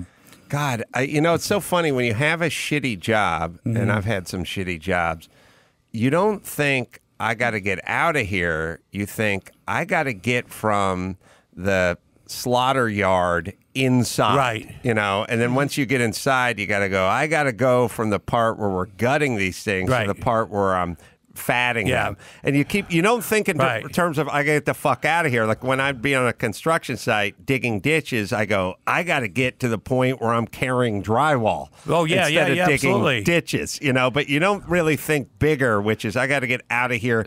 When I worked at McDonald's, like I got to get to the cash register from the grill. Yes, exactly. But really what you need to do is get the fuck out of there. But because livestock was all shit, literal shit all over. There's shitting, and there's abscesses, and you're dealing with those fucking hogs, and you got to run them up the chute to get electrocute them, and then sometimes you got to fucking, shoot them in the back of the head. And there's shit and abscess everywhere. You get inside the kill floor, it's fucking horrible, but then you get into ham bone, and then you get into the smoke shop because everything's cooked there. And then you can it's a better pace because that's where the bacon is, and that's where the fucking, and that's a little more elite. And you can start bringing home the bacon. You do. You just got to be crafty because you got to keep your car parked a certain place, and there's not as much supervision because a lot of that's night work. And if you could hang out and do the night work, like when I started college, I was day college and then night work there. You could kind of figure out ways to slip. You park your car a little closer, you do stuff, and you just got to work things out. How much bacon stealing were you doing at the height? A lot. I did it at all my jobs. And in fact, when I went to Iowa City, I worked at a place called Paul's Discount, and I made amends to all these people. I made amends at McDonald's. What'd you do? How'd you do that? At McDonald's? Well, how'd you make amends? Well, I called up the owner who I made a big donation to the Ronald McDonald House. He cried when I called him. Really? Yeah. Then I played him on Saturday Night Live.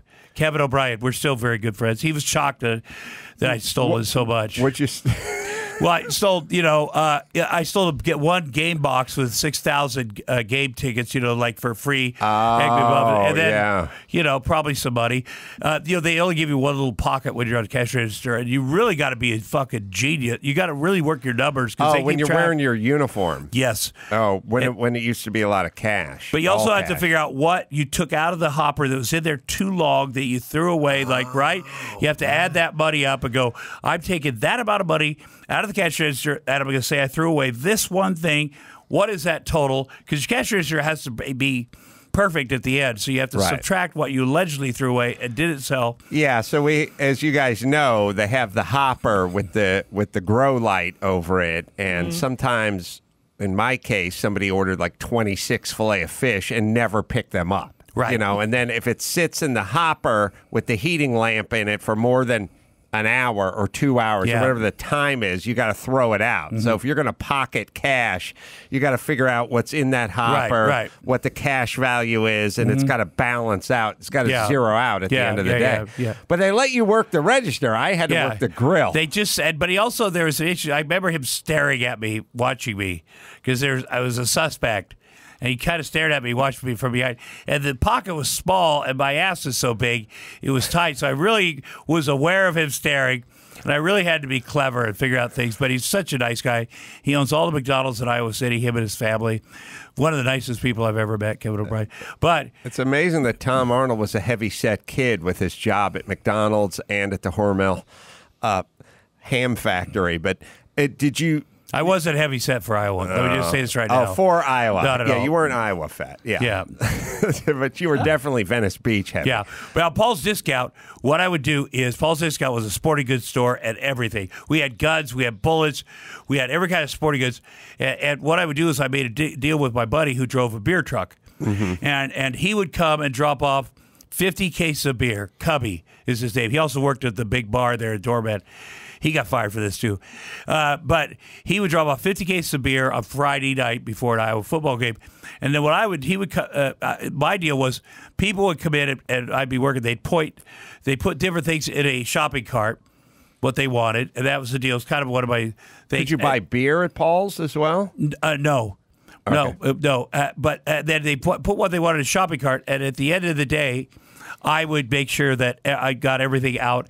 And I had a big. They sold these famous big gym bags, and every day I went to work with no big gym bag, and every night I went out with the gym bag, with a new gym bag, but it was full of stuff. So it appeared like I'd bought one gym bag. It appeared I was bringing nobody knew because there was a different manager when I came in, and then the night manager always gave me a ride home. So as we got up to the front, he would click off the security thing because I couldn't get all the security bands off of the stuff, and I had a thing at home to take them off before my customers came over and picked up their stuff. What was in the gym bag? Oh, everything. They'd come and get bullets and weapons and whatever. Sometimes gas lamps and everything. Whatever they wanted, they put it in their shopping cart. I'd put the shopping cart, golf clubs. I had to run those out to my car. They'd shop it. You'd put it in the duffel bag. Or else run it out to my car during my shift if they're like golf clubs. Some wouldn't fit in there. Hey, if Tom goes to the back of the shop, does someone kind of keep an eye on him? No, but then I called them. I made amends to them, too, and sent them a whole bunch of money. And You're like an international Iowa jewel thief. But it was so nerve-wracking. If we walk up to the front, the managers were so nice. I'd get right up, and I'd be right behind him. He was giving me a ride home, and he'd click off the security right as I got up to the front. How do you make amends with that? Because how do we estimate how much in merch you lifted from Paul's? I sat and I thought about it. It's when I first got sober, and I felt like I should give him first of all, I wrote a letter, and then I called people, and then I sent them more than I thought. What did you figure? I think it was $10,000, and then it was then it was to the wrong way. Would you? Was that all part of what is that 7th step? 8th? What step is that where you make amends? Well, a 7th. Yeah, I think I've had a few people make amends to me. Yeah, and think about amends. People are like, I have to make amends to you. No. You don't make amends to somebody and make them uncomfortable. Oh, step 9. Sorry. I'm sorry, but you don't make. You think I know, but you don't make. People are like, there's people that take this program and go and make people so uncomfortable. If somebody is hurt, you could also go, no, thank you to people. I tried. Yeah, well, no, you could do that. Okay. I think Margaret Cho did it to me at Kathy Griffin's party. And it's like, we are cool. Yeah, no. Nope, it should be at a party, but if she wants to do it, but real quick, but it should be more of a formal thing. It should be more formal. But yeah. I don't know if I would have accepted the invitation because my feeling with everyone is everything is always like, yeah, no problem, moving on. What's next? You also write about it, and also about your resentments on people. Because a lot of people have hurt your feelings. You got to deal with that. But how long? Your step 9 must have taken a number of years. Well, no, and you do that, and how did you? You had to reach out with a lot of business owners and ex-girlfriends, you do club owners, neighbors. Not the one with the N-word dog, but I mean, there must have been a lot of people you had to make amends. Well, there was, and then you have to redo it every 5 years because you think I've got it. Well, you try to redo it every day. You try to say, wait a minute, or every moment you go, wait a minute, was I out of line there? Was I too? I'm sorry. How long have you been sober? I've been sober for over 3 years. I had I was taking benzos the last, How are you doing now? What's the protocol now? Like what time do you get up? What's the exercise? Well, I have kids. I don't have enough exercise, but what are you doing in the the wellness department? Is there any any meditation going on? Yeah. Any herbs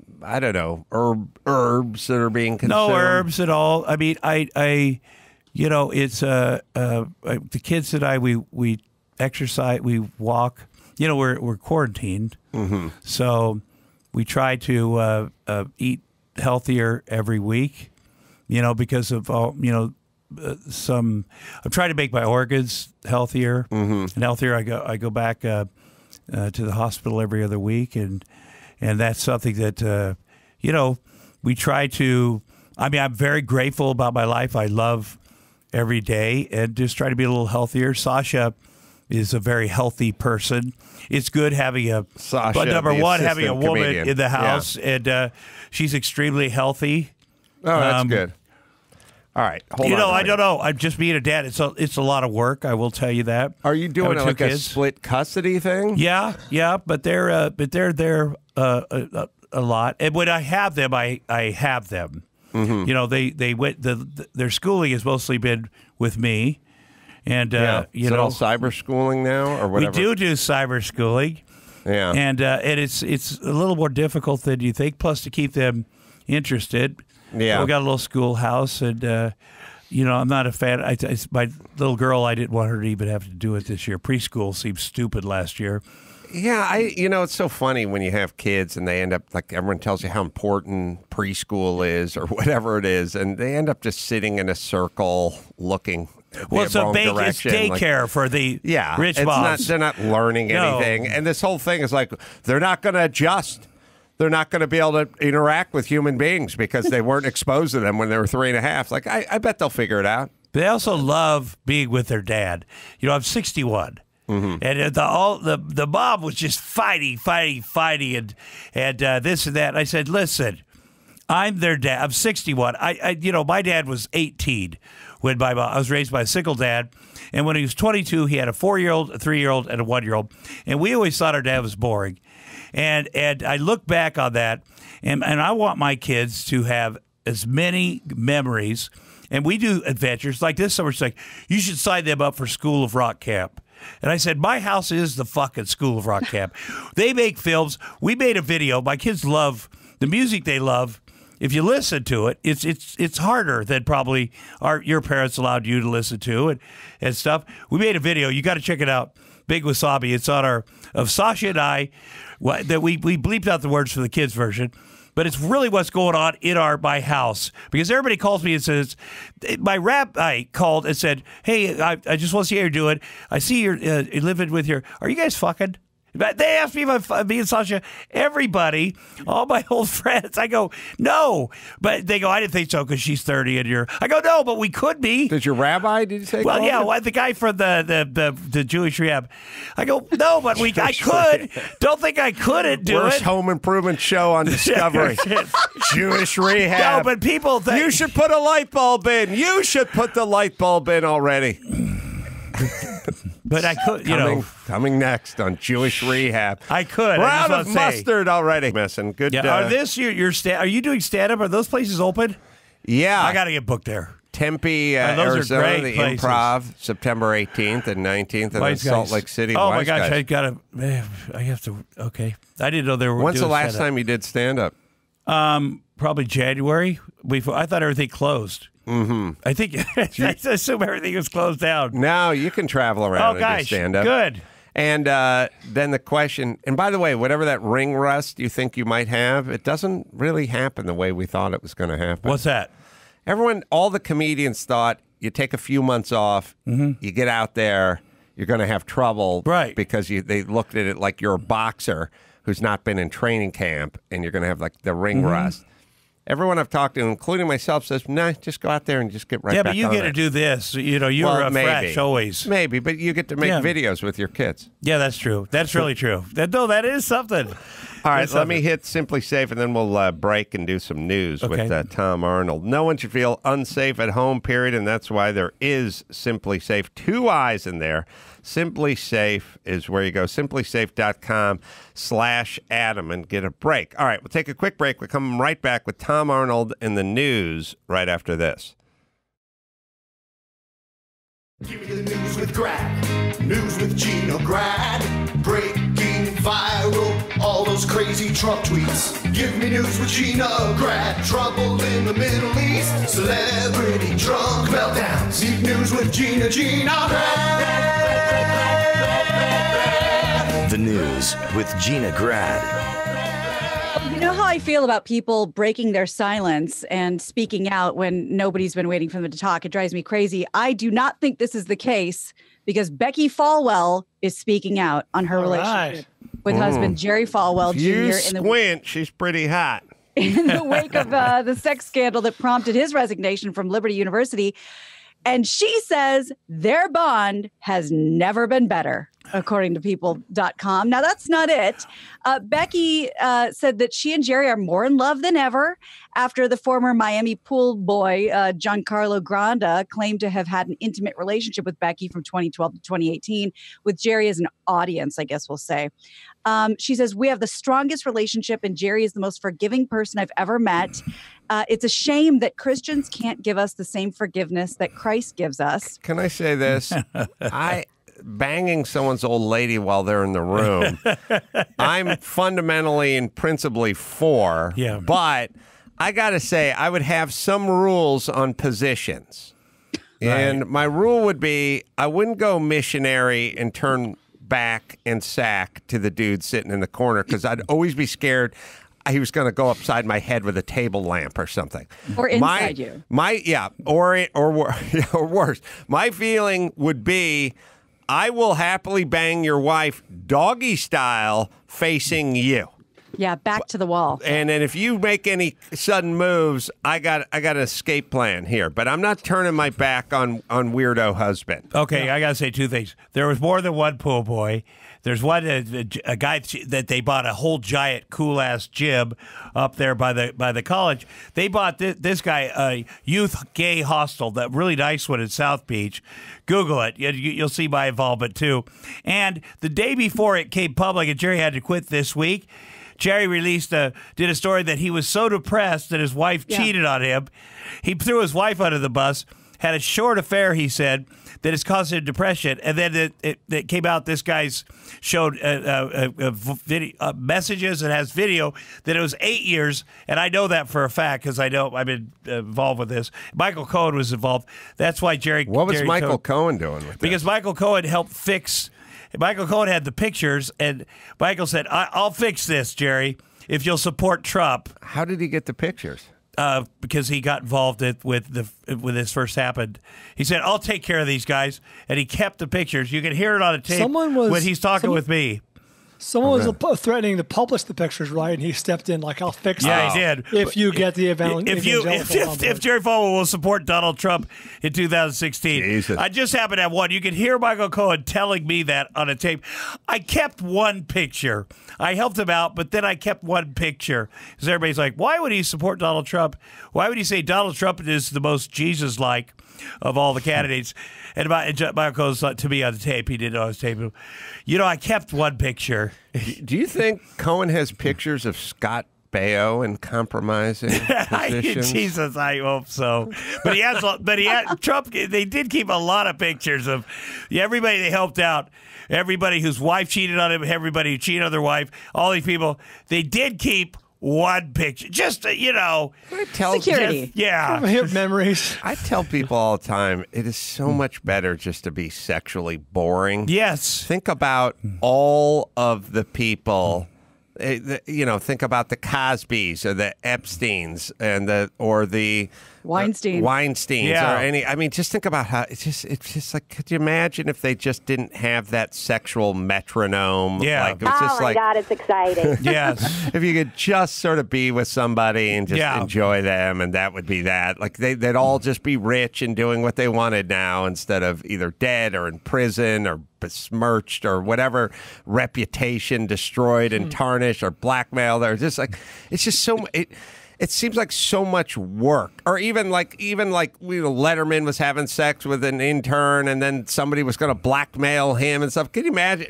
It's just so much easier to be Jimmy Fallon. I guess just bang the same chick in the same room for 20 years and count your money. Just to put a button on this story, and perhaps I buried the lead because this is an important sentence at the end. They are doubling down. Becky and Jerry are doubling down because the Washington Post reported that Becky confirmed the extramarital affair and described it as embarrassing and humbling, and said Jerry was not involved in any way. Yeah, I said they have a video of him. They got Reuters has a video now. It's out. They have the audio saying "Don't make her jealous." No, but then there's a video. There's a FaceTime that we got for where he's in the background. By the way, he's not sitting in the corner watching. He's sitting in the corner watching jerky off. So let's be clear. There's a lot of pictures. He's actively involved. That's what they do. He's not just providing towels and mints. Like I'll do like the guy, the bathroom attendant at a bathroom attendant at a strip club. Like, would you like some Lavoris? How much? I wonder how much if they want to continue this. Because are you saying the video is currently out there? Well, they described it Reuters describes it, and then we just want to know how far they want to keep pushing this. Because they gave the audio of the phone call. This guy and several other guys. One of the pool boys is a Muslim. Everybody that they hate, build the wall, no immigration, LGBTQ, everything they hate. These guys have. You don't want to have to put this video out there, but it's being everything they say they didn't do. Jerry's not involved. Well, you can hear him in the audio. Who would put the video out there? Well, you would put screen grabs of who? The Reuters. Reuters would put it out there. Yeah. Have you seen it? Oh yeah, I've seen it. How are you privy to it? Well, you read the New York Times. Google my name, New York Times. Michael Cohen. There's a New York Times article with Tom Arnold. Oh really? Oh yeah. No, I've been on this from day one. A couple of days ago? No. But I've been on this story from day one, trying to figure out what the fuck is going on with Jerry Falwell and Donald Trump. And I got Michael Cohen on tape. And I said, "What the fuck is going on with him?" He goes, "Let me tell you what's okay. Here's the deal." You got to get in. And then I went down and got the picture of this shenanigans, and I got a series of pictures. You can see Jerry Falwell in the background. He's taking the pictures of the pool boy fucking his wife, and I can see him in the back because he's taking the pictures. Then I got another reporter down in Miami to get more pictures of another. And then, so that's you can hear me and Michael Cohen talking. You got to catch up with my career. And I was thinking about the guy you outed who molested you back in Iowa. Yeah, that fucking guy. Putting up all the flyers. Outed, I went and got his fucking face. Right, I mean, literally went to his office. Yeah. And I just keep thinking to myself, I'm now going to add you to my list of people never to cross. Right. I'm not going to cross Tom Arnold. At Ronan Farrow. Not going to, and Rose McGowan. Ronan Farrow and I've done stuff together. You guys are on my Mount Rushmore of not to cross. Yeah. Because I enjoy my life. Right. Wow. But you're not up to shenanigans. You say every bullshit thing right in person. That's on the right. air. Everything. Well, yeah, I'm not dancing like Ellen and then slapping around interns. And I do it. I slap the interns right in front of everybody. That's right. Content. Yeah, it's content. That's right. Wow. All right. Well, speaking of sex and actors and famous people, Bella Thorne might not be on your radar. She was a Disney girl at one point. The show Shake It Up and Good Luck Charlie. Well, she's all grown up. She's 22. And she has earned $1 million on her first day of the adult content site OnlyFans. According to Page Six, Bella's been super active on this account. She responds to everybody. The actress who recently directed a porno says she's been sharing personal content, never before seen photos and videos. And Page Six previously reported that the actress briefly crashed the site. Well, this isn't exactly what I was talking about, but we started off by saying once you've passed your prime as a young lady, there's still ways to make money, whereas I got to move to Russia. Yeah. Bella can she doesn't have to leave her house. Just get on the internet. Right. And just in case you're wondering how mathematically it adds up to $1 million, her reps say that the rate is $20 a month for subscribers, and creators on OnlyFans receive 80% of their subscription revenue in tips. Tips also. But is she doing? She's not doing porn. Some webcam stuff. She's doing personal content. So it says. if you grow up like a Disney child star, or Nickelodeon, whatever, you get a little currency. Little juice. Then a bunch of those guys turn 22 or whatever, and now they'll all pay a premium to see you if, in fact, you can't transition into adult acting essentially after that. Who knows if she can? She's like, fuck it. I'm going to do this. Yeah. Get and then she can still there's no rules anymore, Adam. No. She could do this, she could do that. No, there isn't any porn or TV, or you can't do a feature if you do a TV. There is no TV. There's no anything. There's no anything. There's just everything. It's weird. It's like there's no one thing. There's Have you ever watched Mr. Beast on YouTube? No. That fucking guy, that's what my kid likes. He must have $1 million, but you got to watch this show. This guy goes, okay, now we're going to blow up a $10 firework. Now we're going to blow up a $100. Now we're going to $1,000. Now we're going to blow up a $500,000 for the fireworks. This guy. Where's he out of? He's on YouTube. I know, but North he's Carolina. out of... I think North Carolina or something like that. Oh, really? Yeah, him and his buddies. And it's not like It's for the kids love it too, but it's great. Who you guys ever see that guy? No. Well, here's the question, Tom Arnold. You have been making money in show business for 5 years, probably 35 years. Where's Mr. Beast going to be 34 years from now? Do you know what I mean? Like, where's Bella going to be? Or where will the planet be? But I mean, where are these people? You know, this guy's a YouTube Come on, sensation. Man, you know or better than who cares? Well, We're I mean, alive today. how are you going to? You've had a career where you've earned money every year in show business. I'm saying for 35 I enjoy years. this show. I know, but I'm sort of saying, in terms of a career, where are a lot of these people going to be in a number of years? We don't know anything. We don't know what. I don't know anything. That's what I don't know. You've done an amazing thing because you are just you're still going. You're doing your thing, and how many people do what you do? And you're like, you didn't start at the top, and now look at you. Now I'm in the middle. Yeah, no, but I mean, you're ahead. You're one of the top dogs. Well, look, my thing is just get up and go to work. That's all. Make a doc, write a book, do a pod, whatever. Just get up and go to work. No, but they're good. They're good. Not everybody does good. So anyway, you do good stuff. Thank you, Quality. Mr. Beast. It's bullshit, but it's quality bullshit, man. No, you're very good. I do have her little promo video. Oh yeah. Let's see. There we go. See that. Here we go. Jesus. Excuse me, I have an announcement. Hold up, vato, move it, poison, mommy's always talking, no sabe. She's like that Megan Thee Stallion, except she's not like Megan Thee Stallion. Talking, no sabe. That's a ripoff. Is that Megan Thee Stallion's music, or is she taking her? She's taking Megan Thee Stallion's groove. Nope, you guys gotta go. That's it. Come on, come on, Okay. come on. Oh, That's all you get. That's it for today, people. Join now. Is that Megan Thee Stallion's music? I wonder. No. I don't know. She's taken the. I'm picturing her parents because, like, 4 years ago, they're like, "What's Bella? What's Bella? She's all over Nickelodeon." And now it's like, "What's Bella? She died."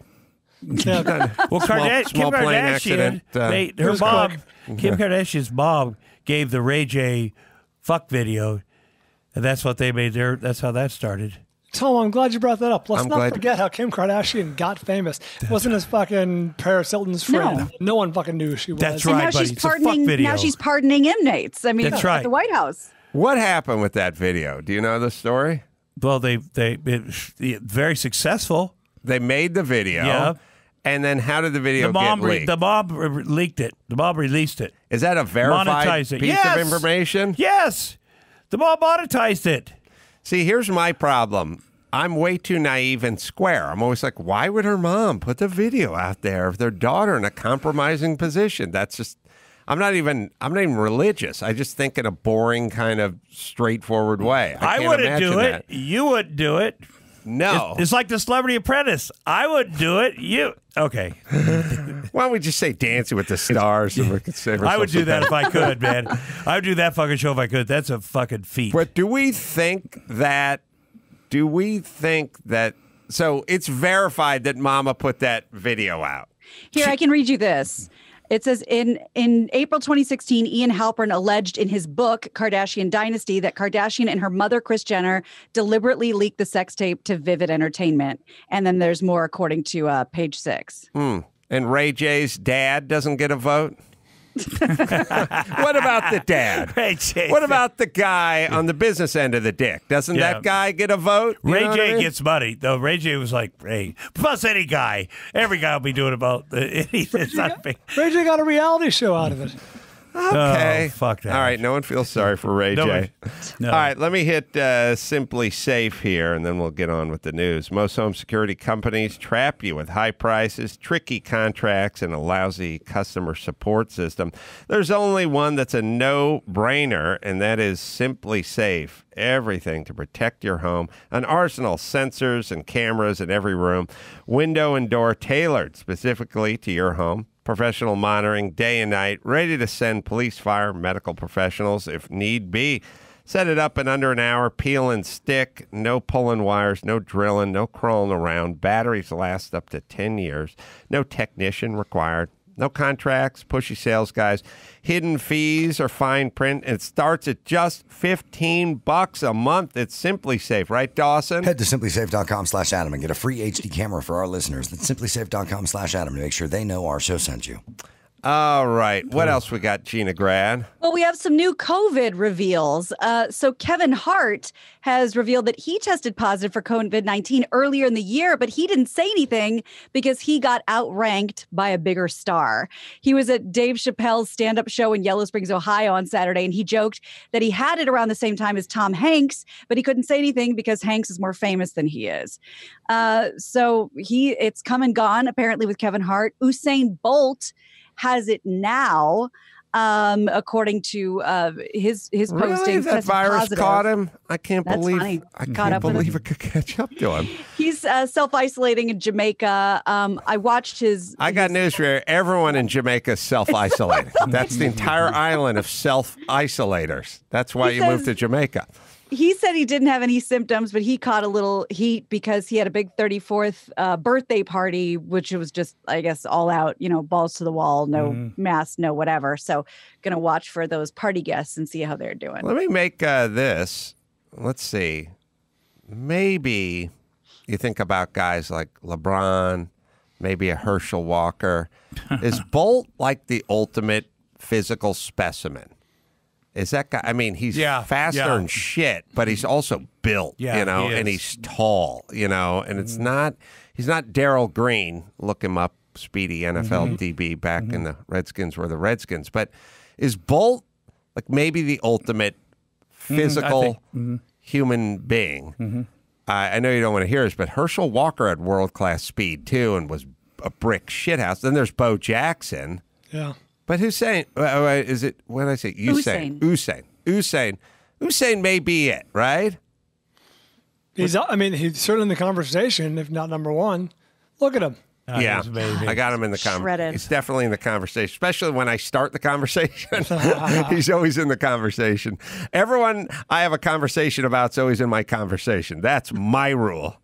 But yeah, and the fact that he's 6'4" or whatever. 6'4", 6'5", I mean, just the huge strides, and let's not forget his last name is Bolt. Yes, and you can argue about, dunking basketballs or hitting baseballs, but really just being faster than everyone on the planet may be the ultimate thing. Like when you're a kid and you're in a schoolyard and you're 9 years old, it's always like, who's the fastest? Who's the fastest kid in this school?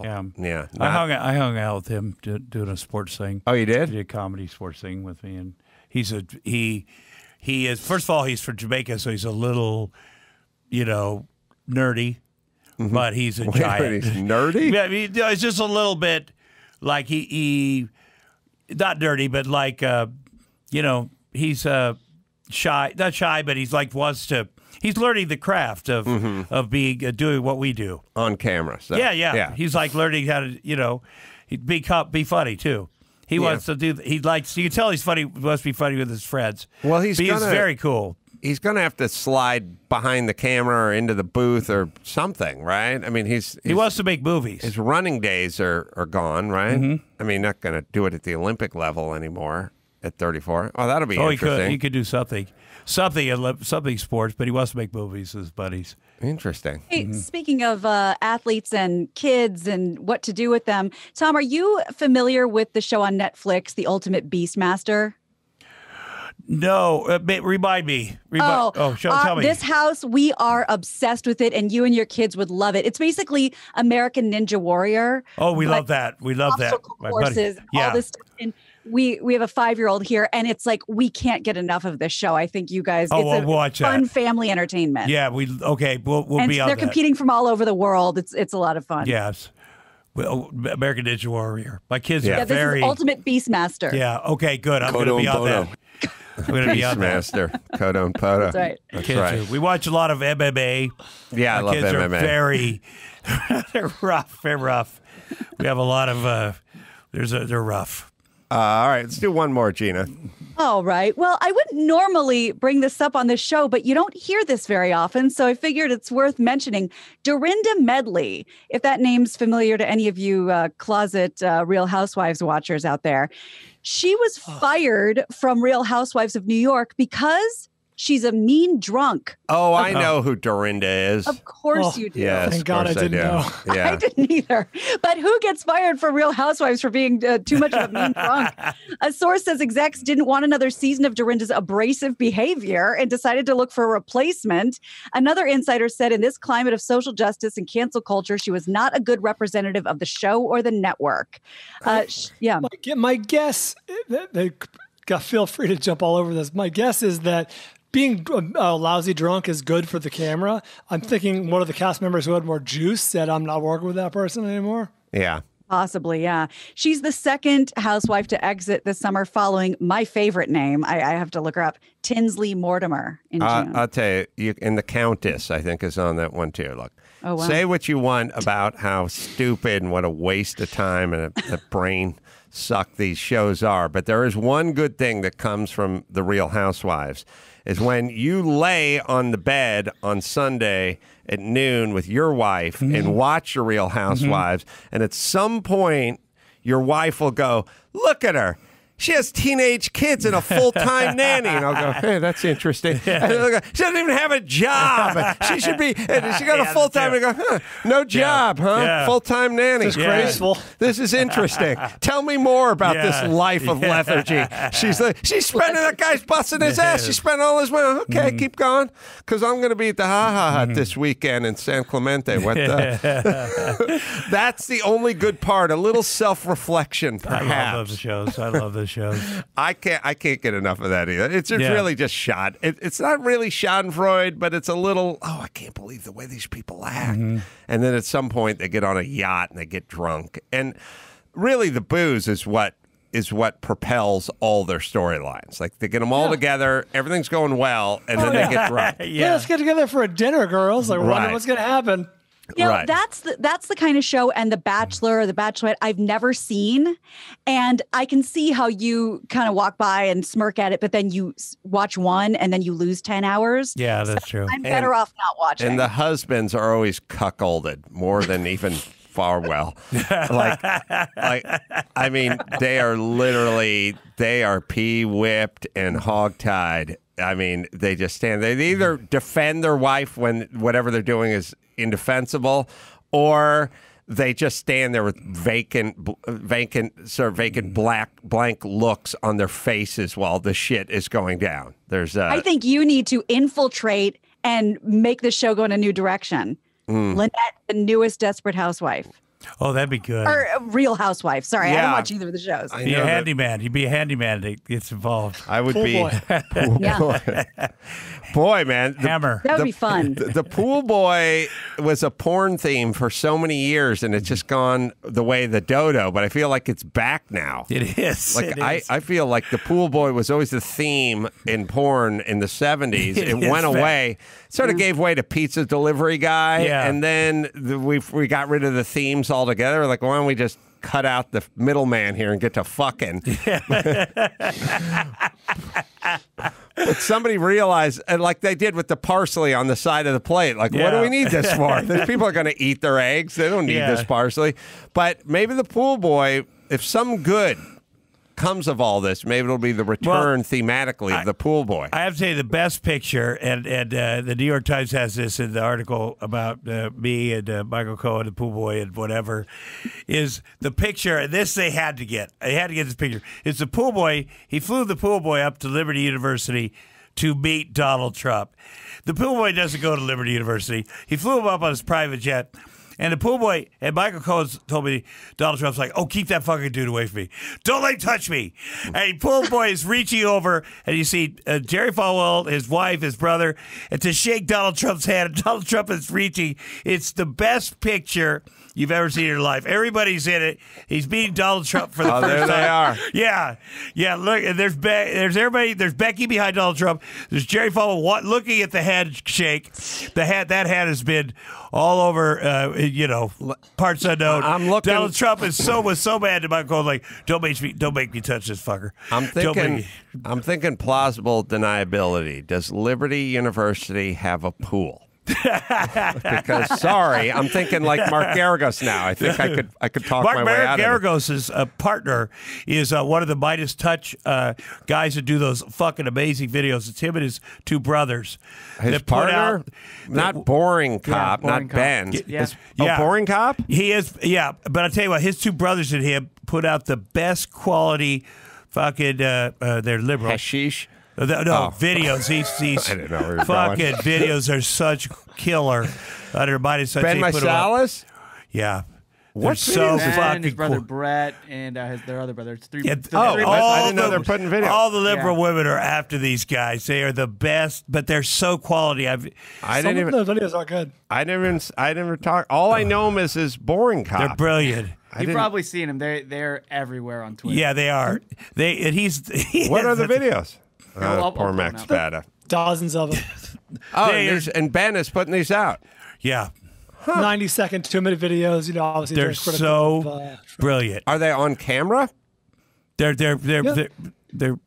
like they almost look like political ads. They're just like they're like Trump like. But they're just set so well done. They're cut up. Their little story, but they're so well done. I probably, unless James Woods liked them, I probably wouldn't see them. That's unlikely. Huh? Unlikely. That's unlikely. Yeah, that's good. Very unlikely. Let me hit Geico here, last but not least. Geico, they're offering an extra 15% credit on car, motorcycle, and RV policies. That's 15% on top of the money Geico could already be saving you. So, what are you waiting for? There's never been a better time to switch to Geico. Save an extra 15% when you switch by October 7th. That is geico.com. You can learn more by visiting geico.com. Switch and save. All right, let's bring it home, Gina Grad. You got it. I'm Gina Grad, and that's the news. Gina Grad. That was the news with Gina Grad. Tom Arnold's got himself a podcast. It's called Two in the Bush with Tom Arnold and Sasha Boggs, his assistant that he's definitely not having sex with. You should all know. It could happen. I know. The day is young, but as we record this, it's physically possible for me to. Anyway, she's great. She's young. She's young. We do a lot of. We talk about everything, and she's very funny, very nice. It's available. Good with my kids. The most important. Yeah. Available on Apple Podcasts and Spotify as well. And you can shoot Tom a tweet at Tom Arnold as well. All right. Well, like and subscribe, dude. Like and subscribe. That too. Yes. Tom, always Thank fun. You, buddy. Always this was funny. Great fun. I always appreciate it. You guys. Good Thank sports you guys. coming up next. Until next time, Adam Carolla, Tom Arnold saying mahalo.